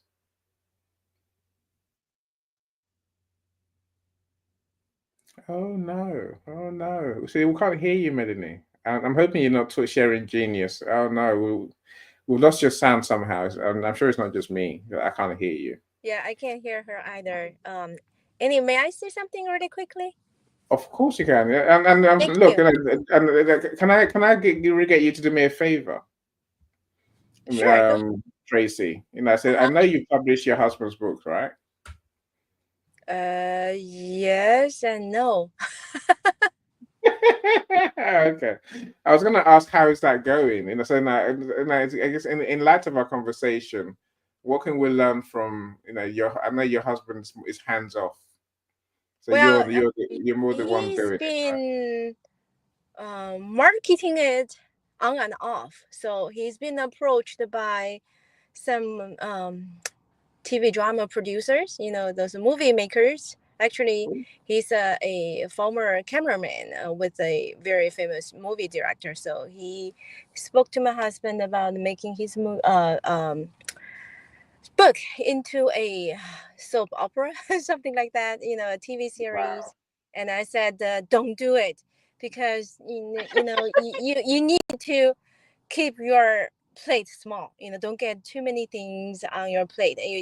When you start expanding, your energy will be diverted. You can't focus on one thing. Right now he's already translating his book into different languages because his book was originally written in Mandarin Chinese, but honestly, because he's a Cantonese speaker, he used a lot of things in Cantonese, which to me as a native Mandarin speaker, I had a problem understanding some of his words, phrases. I have to ask him from time to time what this means. I kind of can guess the meaning, but not exact. And now he's having a Canadian translator who's working on it. I think they already done a couple of different version. The edition still not complete yet. It has been almost 2 years, and if he put on something more on this media side, doing a TV series, I think that's too much. Even though people might be helping him to doing most of the work, he has to be the one stay on top of it and make sure that it won't be edited to something he doesn't like. I just, I Mm, told him do one thing at a time. Like you said, having a book written is one thing, it's quite an accomplishment, but having people read your book is the step forward, which is very important because we are sending messages to the world, to the audience, to the readers. When we feel something we are passionate about, we have a value in what we write. But having people reading it and reading the entire book is another big step, right? And there are many books. Honestly, on my bookshelf, I have never complete the entire book. Maybe I read one or two chapters, and that's it. There's no motivation for me to continue. I sometimes I value the book, but after mm, I read one or two chapters, I feel like this book already gave me enough stuff. And then that's for the certain reason I like to read the summary of the book to know was the expectation and is that over my head, is that beyond my expectation, where does it enter, pretty much know, because I've been in this business for quite a long time. I'm not a true author, but I've been working with a lot of authors and been interpreting and translating a lot of books, so I know. I really don't know. I just know it intuitively. This is the book I will like. I will truly enjoy. I may just finish in a couple hours. That's it. And there mm. are books I want to reread from time to time, but there are also books I'm done with one or two chapters. And I'm so sorry to say my husband's book is the third category right now. And I told him we need to work on this Yeah, a little bit more to make this, yeah, to make these 40 chapters into maybe 14, make this mm, short, simple, and sweet. And because that's kind of, what people really want. If you want to sell that to yeah, a younger generation, people in their 20s, even 30s, they really want something quick, like a Reader's Digest, that kind of articles. Don't give yeah, me a 40 chapter book. That's intimidating.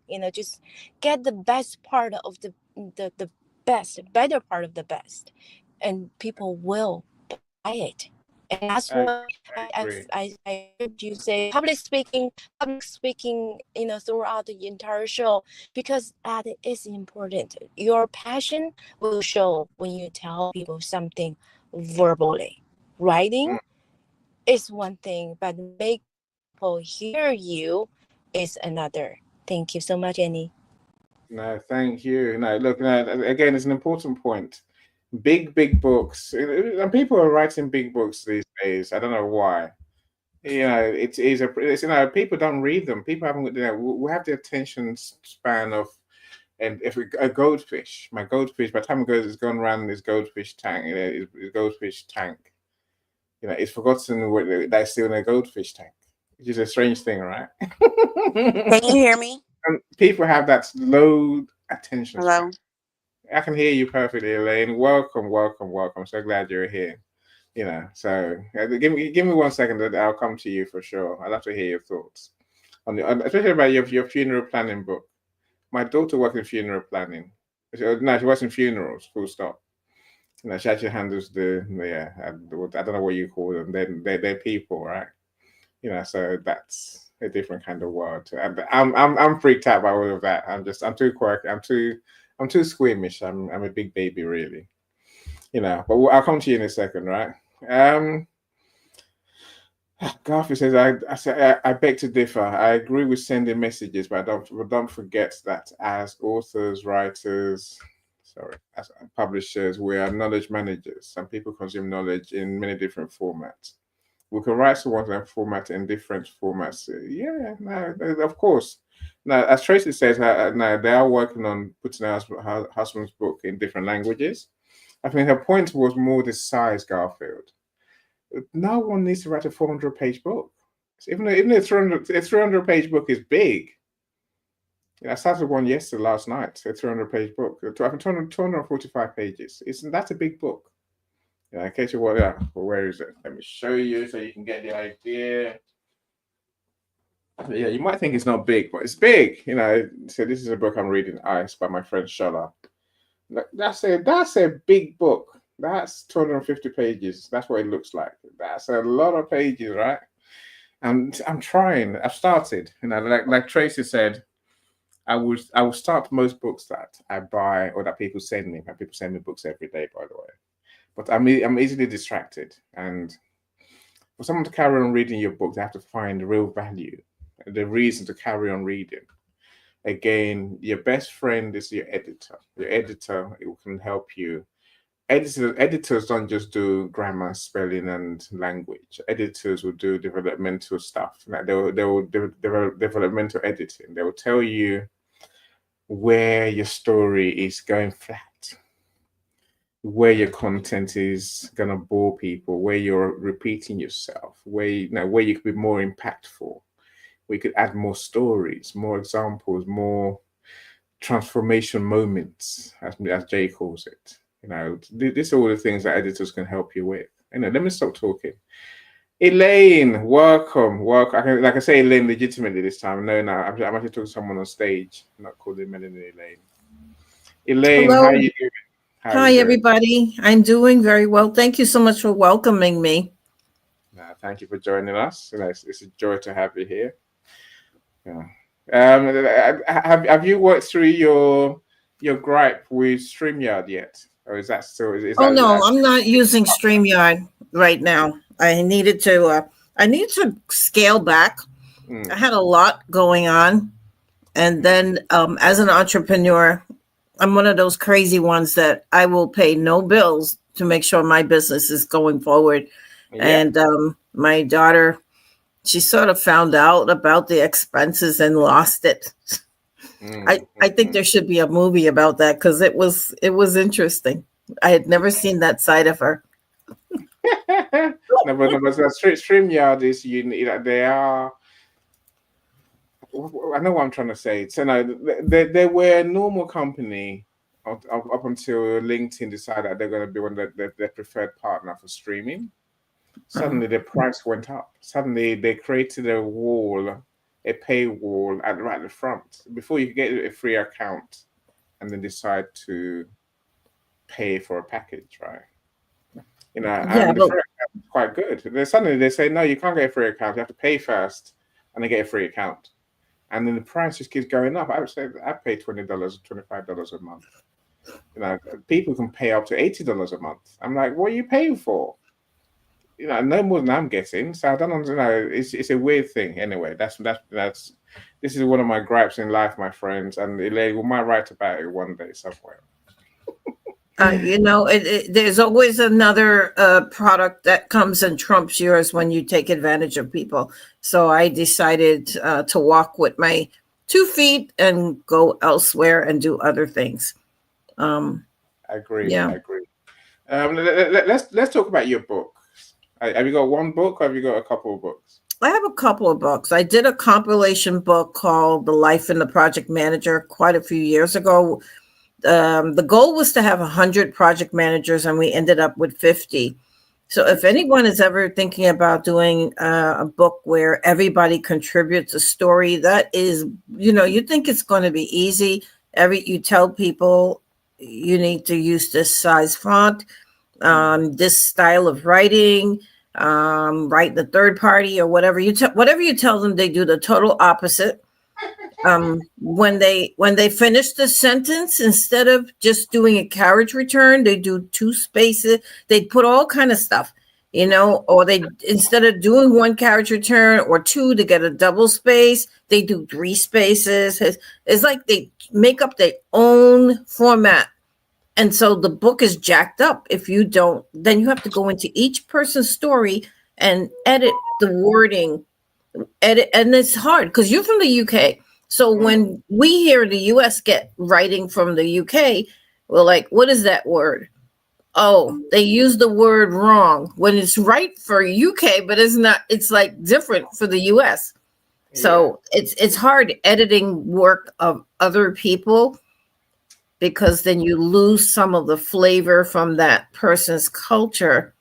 But yet you're trying to normalize a book with writing from 50 people. That was, I think I still have some patches of no hair where I pulled my hair out.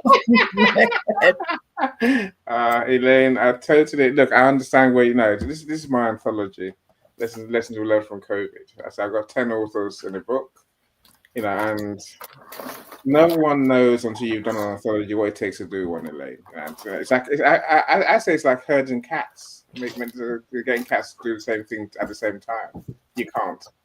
You think you're dealing with educated people, so everybody knows how to write a term paper or a report or something. Not true. And then the sponsor said, some of these people don't understand English. Why don't we teach them English? I was like, I'm out. I did a mic drop. I'm like, oh no. Oh, and I love helping people, but I do know and I was an English as a second language instructor, but I just know I did not want to, in dealing with 50 people, have to then turn around and teach English.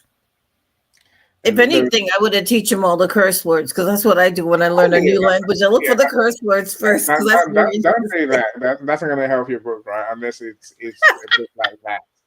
But this is why editors are our best friend again. And in my anthologies, my editors are my best friends, because the language thing you mentioned, it's not a small thing. It's a huge thing. So the way we spell color. The way you spell color in the US, COLOR in US, we're just like, that's just wrong English. They can't speak English properly. I don't know what they're talking about. There's so many different words I could prioritize. We use S, you use Z. I'm like, oh my goodness, what are they thinking? There's many other words that just they're not the same, and you'll be amazed. But again, a good editor would choose a language, US English, and then format your book accordingly. But ultimately, here's the point, though. It does mean higher cost to us as organizers of anthologies, because we have to pay, and the process. 50 editors, 50 authors, Elaine. That's a lot of people, right? Because I know from having 10 authors, each time you send the book, each time someone makes a change, you have to send the book out again to be read by the authors. And this author, if you got 10 authors, I said in the end I got annoyed. I said, all right, enough making changes, because they also want to make changes. Add more. I'm done. Stop adding more. Stop taking stuff away. I don't care if anything's changed. Just leave your story as it is. The moment in time. Annie, I want to mention another problem when you have a book and you take too long to bring it to market. When we finally brought the book to market, few of the people had died. And then the wife was like, how come my husband, he said he wrote a book, and where's the book? And now you have to deal with the kids and the wife and all of that. Look, again, I think the point is, write a smaller book. Write a smaller book. And get it done. Focus and get it done, right? Again, this comes back to the point: what's a book going to do for you? If you know what your book's going to do for you, then you're more driven to put the time in to get it done. And you have to give it time. You have to get assigned time in your day to write the book. I don't understand enough time in my day to write my book, but I appreciate days I am less busy on my client work. I get to actually work on my book, but so you have to actually give that time, right? So now, what are your books about, Elaine, and what do you want to achieve with? Yeah, so one book is AI in project management, because I'm working on an AI certification and I'm certified as a project manager. So I'm looking to just stay in the game. I'm ahead of the curve with AI, that I do a lot of AI work, and I am trying to make sure I stay ahead of what is happening in the industry, so that I can either get more contract positions or even hire people. My book on funeral planning, number one, death is one of the things none of us will escape. It's something that people need to be prepared for. It is the thing people are least prepared for, even when they have money. They turn around and do crazy stuff, and they die, and the family says, where's the insurance policy? Maybe they have it, but nobody knows where it is. So now they got to go do a GoFundMe or a greenback party or something to get the money. And it's crazy. Doing funeral planning early while you're not grieving makes sure you get the things set the way your family wants it, so that you don't so that you do have the time to grieve properly at the appropriate times after the death of your loved one, or that your family doesn't know where your stuff is and you're sitting on a gold mine of books and things that could go to market, but they don't even know how to get into your PC. And that's it. You lose it, and somebody else can steal it, and your family doesn't know someone's taking your work and using it, so now they get a free pass. Yeah, no, it's, the funeral one. I mean, that's definitely one that resonates with me. So I've got a client right now. Actually, I say client. They're not paying me, so I can't really call them a client. No, so 93-year-old man. He's written a book. It's taken him God knows how many, 30, no, more than 40 years. We're going back to the 60s, by the way. That's his story. He wants to tell the story. He's in his 90s now. And I'm saying, get on with it. Let's get this book published. And they're still dilly-dallying. They can't. And I'm just like, that is just so annoying. Because that's going to, the poor man's going to die before you actually get to publish his book. And that's something. I can't tell you, the pain. I feel the pain, Elaine, of of the family not seeing the need to hurry up with it, just to give this man fulfillment, to see his dream and his work become a thing, become a reality that people actually can read and have in their hands. Well, you can even take what he has already done, throw it in AI, and it will format it, or he will have the book like 90% done using a nice AI platform. Take it. I have one that I use, and I created a book in an afternoon. I was like, my eyes were blinking. I was like, what's going on here? I used to be a hater of generative AI, but I've learned that there are some things that are just done quicker. I'm not saying do your books on AI. So there's things that I create videos quicker, I create posts quicker. I'm not the word, and I create the content, the media quicker. using AI, but you have to learn how to which tools to use and create and find your own, right? So I do get you. And I guess what is your plan then, Elaine, to get these books in the right hands? To get the books in the right hands, the book is not going to be one that's going to bring me like money. People will buy it. People will most likely buy it when it's most critical. Grandpa died last night and I don't know what to do. They're going to buy the book. But why wait till grandpa is dead? And you need to talk to him. You need to have these meetings with families. And so my book is also a workshop on what to do, how to collect the data, how to go after the money that is due back into the family. Prince had no business dying without a will.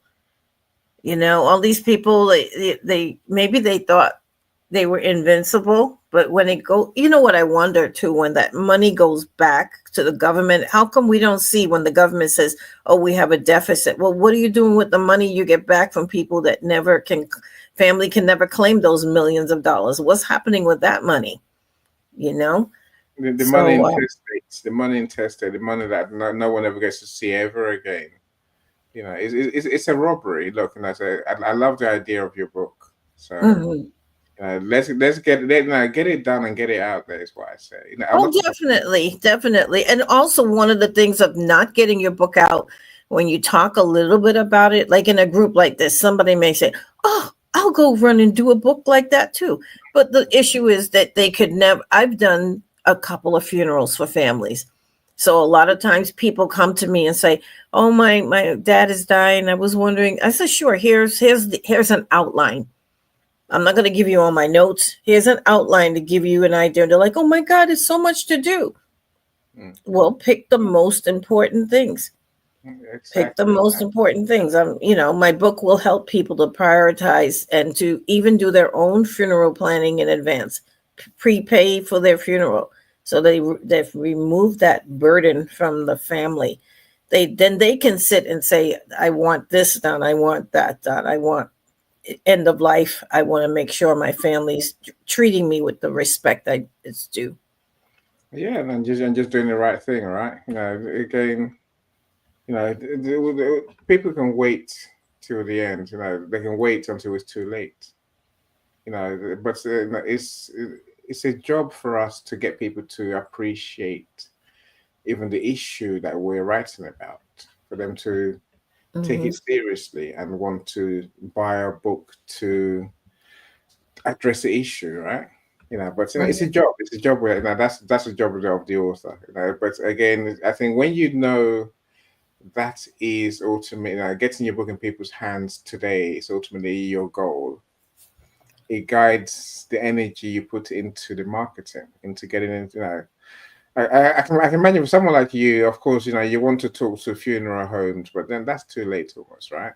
Maybe it's healthcare that you want to get. It could be that I mass produce it and have each funeral home have like 10 copies, 10 free copies. That stuff is going to go at a funeral. Somebody's like, I want that book. Yeah. And from there, people like, you know what? We should plan for this. Look at this. Look what happened to him. We should plan in advance. Yeah. This is what I'm trying to get people to do today. Just realize that foresight and a plan is what we need to achieve our goal. And a plan. That sounds right. I mean, Elaine's idea is definitely something not everyone would tackle. That's an interesting idea, and it sounds like she has some experience in it. So, it sounds more like a how-to book, not how to in a morbid way, but it does sound like an interesting idea. I mean, I had a good friend who his mother was on hospice in his home, and he learned that you really have to wait an hour to really say proper goodbyes before calling the authorities, because it's then they're gone. And so it's kind of nice to have.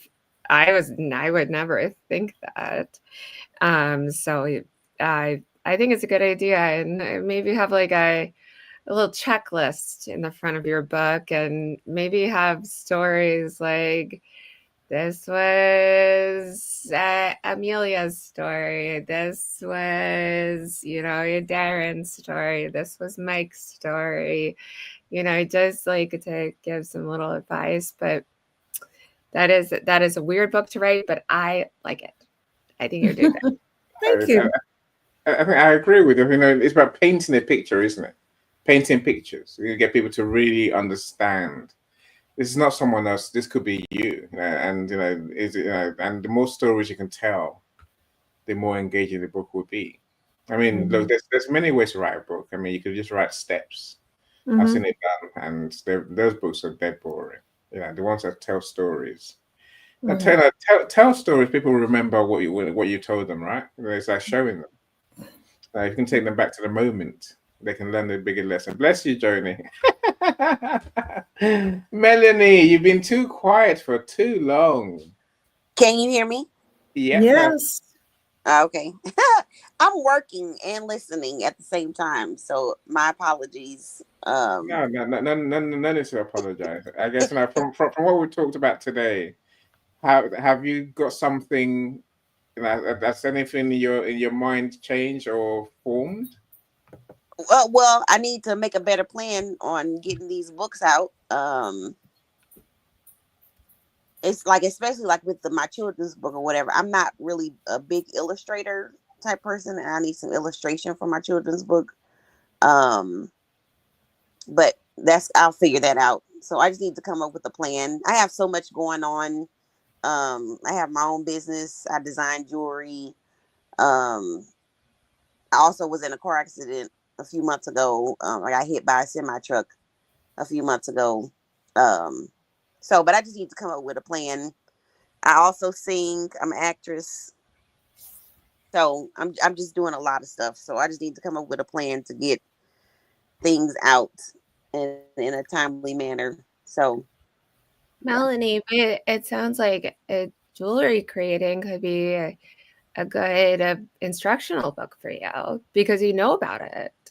And say, for young girls like looking to start a project and possibly turn it into a business, or young boys. Gosh, oh my goodness, that was a mistake. Yeah. Okay, but yes, like something like that, like write what you know about. well, I do know about writing. What I know about, but specifically the type of jewelry that I make would not actually be a good instructional book. It's more, I gear it towards more artistry than designing, and that's just because of the meticulousness of it. So it actually probably I don't think anybody would be interested in it, but I doubt you, but yeah, share me your Etsy site. I'd love to see it. If you have Etsy, I don't know Etsy, but what do you have? I'm creating that too. Okay. I have Facebook. I have a Facebook page that has my designs on it. Yeah, I'd love to see it. Please connect, my friend. Connect. You've made my day already, Melanie. The fact that you're taking something away from today. You need to make a plan, a better plan. I'll take that. That's what I'm trying to get across tonight. So let's not just expect our books to do magic by themselves. They don't. We have to make that plan. We have to be more intentional. Now the plan starts with, what do I want? What do my readers need? Yes, of course. But what do I want is also a big question that we must ask ourselves, and not be shy to answer honestly. There's no shame in wanting to generate money. Sorry, Melanie, I saw you flash a mic. Go on, please. No, I'm with you too. As far as like, I think a lot of things that we do create a legacy. Also, just like you say, when we're gone, it's still going to be there. So, I think that's like a big, huge thing. That's actually how I learned about some of my family that I didn't know or didn't get to see. They created a book. So, yeah. That's the reality, right? And we can be those people too. Look, they say all those TV programs. Many of them are based on books, and as Tracy alluded to with her husband's book, right? We can let's dream, let's aim for more, let's aim for bigger, let's aim to make our book transform our lives. That's my plea with you today, right? We can. People are doing it. Why not us? But it takes just sitting down and thinking about. So of course, like I said earlier, let's connect with each other, and talk. Let's become friends. Let's support each other on this mission. That's my ultimate goal. Dentists, welcome, welcome, welcome. Oh, I got dentist latest book. Oh, sorry. Oh, Trace, I'm so glad to see you. I just haven't seen you in a while. But I agree. Like, we're not, Tolstoy. We're not all Tolstoy. It is nice to have a smaller book, but it sounds like, your husband was trying. So it really positive encouragement, like, it goes a long way. And so, and I think that is something that's important. Like, when you're like starting out, so maybe just be like, massage his ego a little bit. Be like, yo, this is amazing. Like, maybe shorten it, but Yes, I think you're doing good. Shorten it, definitely. Shorten it. I say it's better to write 3 small books than one big book that people just can't get their head around reading. It's really, I mean, yeah, never got through any of War and Peace. I mean, like, literally, come on. But I mean, still, like, is your husband? He it sounds like, he has some sort of passion for it. So I'm gonna say, just be positive and see what comes of it. I think you, out of the family, are a really great storyteller. You are a good storyteller. You have so many stories about your childhood, and so that maybe he's jealous of you that you can tell a story so well. Thank you, Joe. I'm positive about it. I'm just keeping him like to the ground because he'll be flying all over the place. By the way, he's an HED personnel, so sometimes he might have 5-6 things going on with he already has 4 different languages. So sometimes I feel like I'm not talking to one person, I'm talking to 4 people at the same time. So I actually I have a little tiny book. I wrote 1 chapter. Okay, so I sometimes I tease him about it. Look, how much did you spend on your book? How much did I spend on my chapter? And he's like, that's not a book. And I say, yeah, it's not a book, but it is something I want to just show you. The reason I read this 1 chapter, just to show him how easy a book writing and setting could be if you just streamline down to something really simple. Doesn't have to be. He actually spent 8 solid years every night. He's writing, he's journaling. He's a hard worker. I give him the credit for it. But sometimes working hard is not entirely necessary. If you have a diary, you can go back. You have your accounting record that you need to look through. You have your business transactions. Things could be a little bit easier. It doesn't have, everybody works a different way. I respect that hard work, but I just do not approve the effort spending and the outcome. I always advocate you need to think before action. Do not act when you hit the wall, come back, oh, that's not the way I need to go. I should be going east instead of west.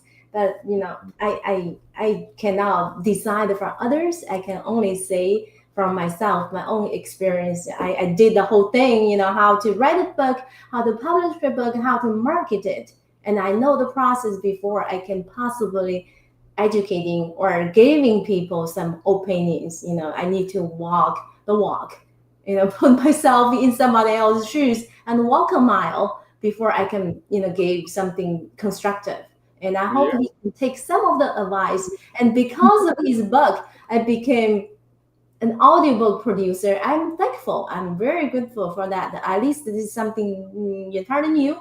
I'm still learning in the process. I do enjoy telling my story. Some people are good at writing, other people might be good at speaking, but whatever you are strong at, advocate, start where you are good at, and then maybe progress into something you are not so good, but try to perfect it. Like many of my writer friends who are introvert by nature, but with the social media, all those tools available over there, they become really good at speaking. Like Annie said earlier, public speaking, make it public and advocating for yourself and promote your books. That's very important as a marketer, as a book author. You produce it, you have to sell it, let people enjoy your hard work. Thank I you, agree. guys. No, I agree. Thank you so much, Tracy. Tracy, I think yes, but I think also, that he's your husband, so it's not your client. And so it sounds like you guys need a freaking date night. Like get some, wine. Just stroke his ego a little bit. It is to work on the book. Some people only need a 4 hour sleep. I did it myself for maybe 6 months, only 4 hours of sleep, and that was okay.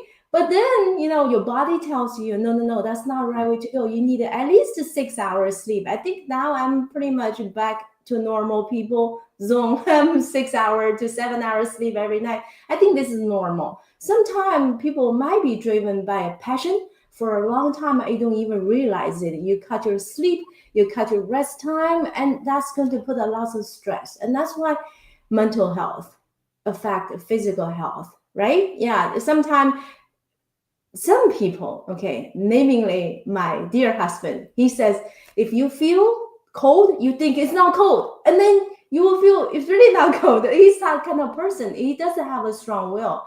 For example, if he flies international flight, the moment he got off from airplane, he said, I don't have a jet lag. He adjusts to the local schedule quickly. But honestly, I have to say, you can do that for a short period of time. But if you keep on doing that to yourself, it's going to be a toll on your health. Yeah, But it has been decades. I mean, decades. He's been doing the same thing. And he's not alone. I met a lot of small to medium business owners. I'm not talking about the big corporation, those, CEO, the C-suite people, they have different schedule because everything can be comped. But small to medium business owners, they are very self-driven. They want to succeed. They have so much passion. Sometimes they just cut their sleep. How many people get up like 4 or 5 in the morning, plan out the day, and they do not go to sleep until even 12 o'clock, 1 o'clock at night? I have many people around me like that, and they are very successful. But once they are in that kind of momentum, they can't stop. They can't. I think it's the why that makes many of us driven so hard. As Melanie mentioned, she's working as we speak, right? I think when you work for yourself, you know your why. You know why you're putting all this effort in. You know what results you're trying to achieve. You know how your life's going to change if when you become successful. And I think it's very hard to burn out when you are driven by your why. I'm not saying you don't get burnt out. I'm saying, but you don't tend to feel the pain, maybe until it becomes too much, Tracy. So I'm not going to tell anyone to work 24/7. So, but I can work on 3 hours sleep. That's enough for me every day. I have done for years. Maybe one day I'll just collapse and die tomorrow. Who knows, right? But as an author, if you know your why, my friends, your life will change, and you can do so much more work. These are Dentist's 2 books. One is Mummy, What is Tooth Decay? And they say our latest one. I don't make myself big. I can't. Okay, I find the button again. So one is Mum. There was Tooth Decay. That's that one. So my lighting is so bright, it's ridiculous, right? And then also the new book. Oh, well, you can't really see it because it's about work-life balance. So I can't help you with that. So I get positive work balance. So Dentist, I'm glad you're here. So we're about to publish the Positive Work Balance book I'll try. I'll probably get it done today.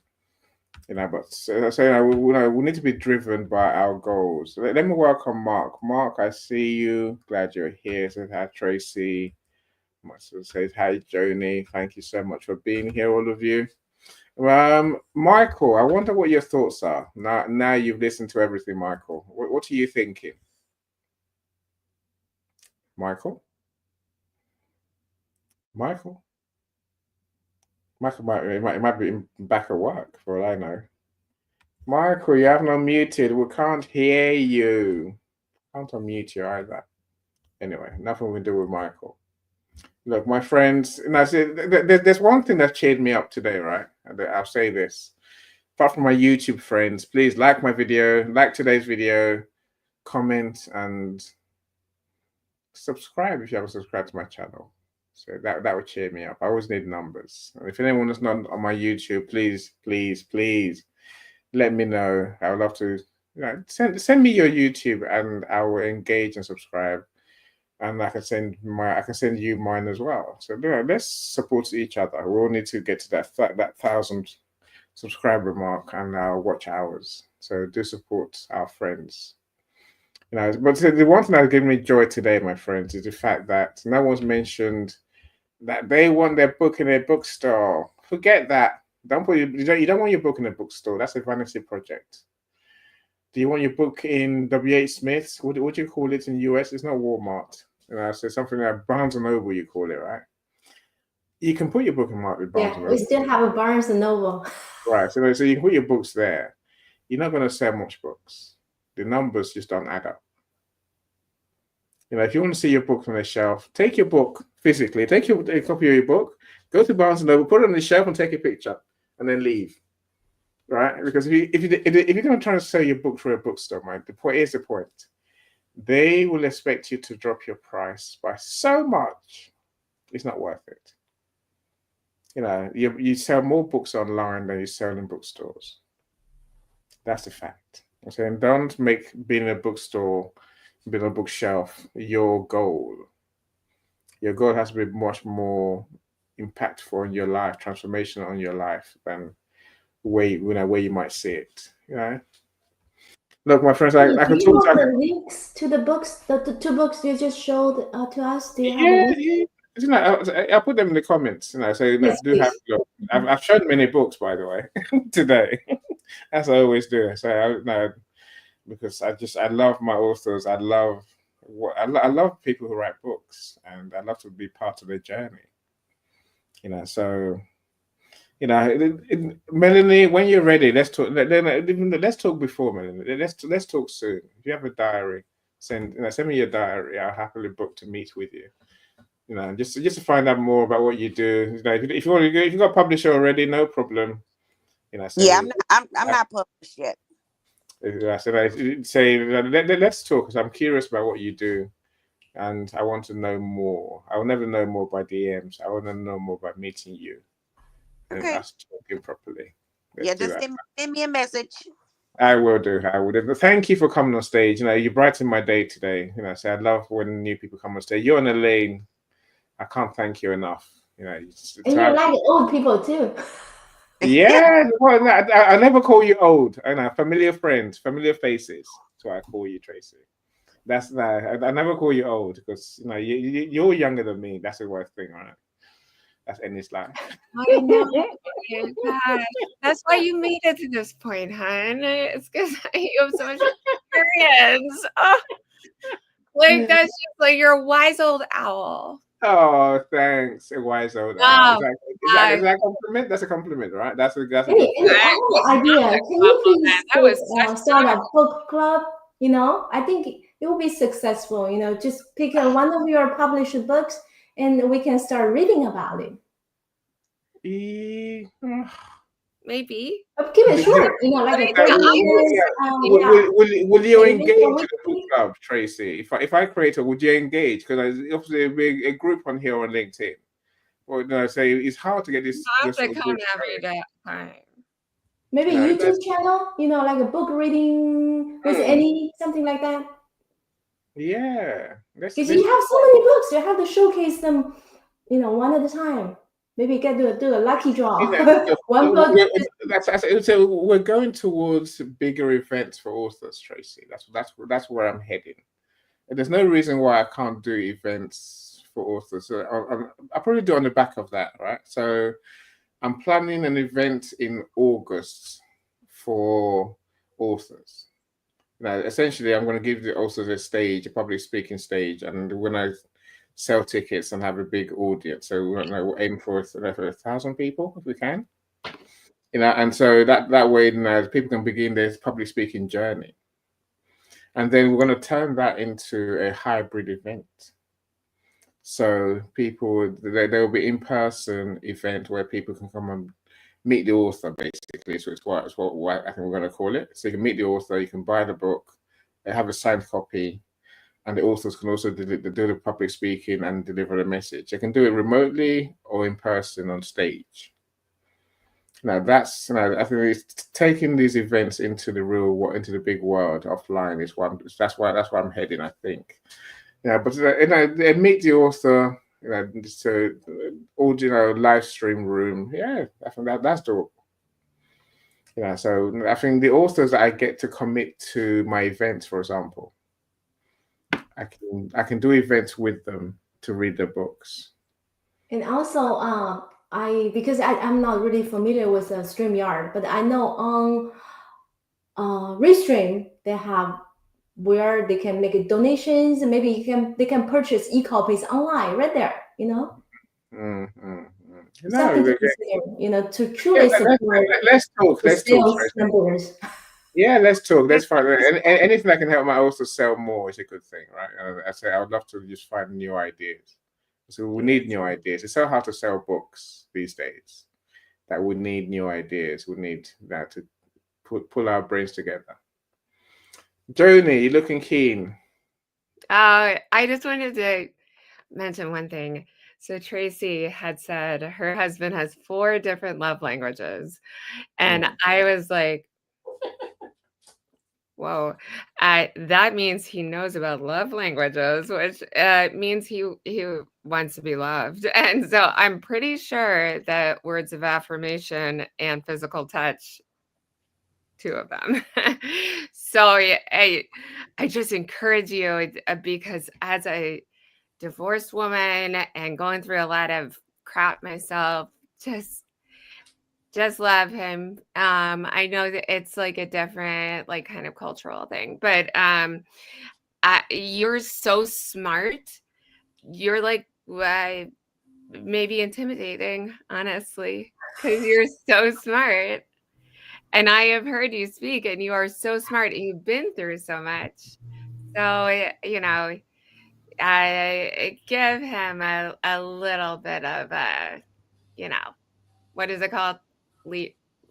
Let the leash off. I don't know. Look, I'll speak to Tracy. Put it on in the bedroom. I didn't know she's not. Anyway, I think Tracy. For anyone to spend time with your book, it's a love affair. I truly believe that. Now, for me to read someone's book, Sarah's. I think Michael mentioned that. See, people don't realize I can publish a book without ever reading it. I really can. I've got editors who will read the books for me. I don't need to read the book. I just do the layout and I publish a book, right? Don't you read at least the summary of the book? Know what's in the book? I know what's in the book because... What if they write something bad about the Annie, in the middle of the book? No, more chance I'll find something good that they write about me in the book. I'm like, wow. I'm actually in this, and then I get more excited, Tracy. I'm like, okay, I'm going to do everything to make this book as best anyway. I don't read every book line by line. I don't need to. Like I said, I can read the summary because I have to play with it, right? I have to decide what we're going to keep, what we're going to take out. Sometimes I have to write the summary anyway, and suggest here's a version that you might want to go with, and then we'll work and then we agree something. Of course, and because I'm doing the layout. The layout means basically I take your Word document and turn it into a PDF. I turn it into a design. So I will read the book, but not the way you think. I'm not going to read the book cover to cover. I'm going to read the You book as I basically scan through the book instead of exactly, reading the book. Okay, got it. exactly. You know, That's but what I do too. but I've learned because of the way I do what I do. Mm-hmm. You know, the process I go through is you give me your book, I do the layout, I send it back to you to read, and then so we go, right? And then you send me corrections because we make mistakes, sometimes deliberately. So of course when I finish the book, I'll tend to look for my mistakes, and every day when I stop, tomorrow morning I must look for mistakes, make sure I don't carry on just making more mistakes, right? So that's when I get to read your book and get the real flavor. But I don't read every book. I'm not paid to read every book. I'll charge you more if you want to read every book. But I have editors for that. That's what they're there for, and they do the work that I don't need to do myself, right? Yeah, that makes sense. That makes sense. And I wanted to say that lots of books are not entirely audible. Like the one I wrote one chapter, and I realized that lots of times when the writer is really writing from their hearts, those things are not really audible. They meant to be read. And that's why sometimes if you are listening to audiobook, you find yourself lost in the middle, when you're driving, listening to it, or you fall asleep in the middle of it. That book is not audible. A truly audible book will never get you lost or put you into sleep. I hear you. No, some of us who are sleep deprived tend to fall asleep at Yeah, anything. unless you are already sleepy, that's a different story. If a book puts you in sleep in the middle of the day, you are totally well, you're ready to work some more, and that book put you in sleep. That book is not a good book. Unless it's for sleep It's a good therapy. nap book. It's just a nap book. It's It's like golf. You put golf on TV and you're just like, Yeah, a quick 5-minute nap, then 3 hours later you wake up and you're like, oh, it's over. It's nice. Anyway, it's all nice right. to take a And nap. before audiobooks, ever existed, I read textbooks, from college to put myself into sleep. You know how boring those books are? So boring. Mm-hmm. I have And they at are least very expensive. I only buy used textbooks. I don't remember I ever bought new ones. They are too expensive. They always have been, right? Look, my friends, I must let you go. So my next show starts in an hour and a bit. So Yep. I thank you all spending your time with me. I really do. You made my day. I never know what's going to happen, but all of you have truly cheered me up. Melanie, I hope we've kept you awake and working. I don't know. After these events, it's like radio to me. They're always there, right? Thank you. No, thank you, Good Melanie. day. Thank you very much, Melanie. Connect with people, Melanie. And if anyone's got a link to their books they want to share in the comments, feel free, right? If you got anything like Tracy, the link to your book as well. Say it's only one chapter, but it's your chapter. So for that reason, I buy the book anyway, right? Yeah, I'll make a link to my chapter. Do that. We'll talk. So I'm back again in 2 weeks. In 2 weeks' time, a different topic. So do join us again then. But go in the comments, connect with people who've been here, and make some real friends, my friends. Thank you so much for being here. Bye. Take care, everyone. Bye, everyone. Bye, everyone. Every step forward is a new beat to your drama. She's success with Global.Media.com. And celebrate it with or without champagne or rum. She's success with Global.Media.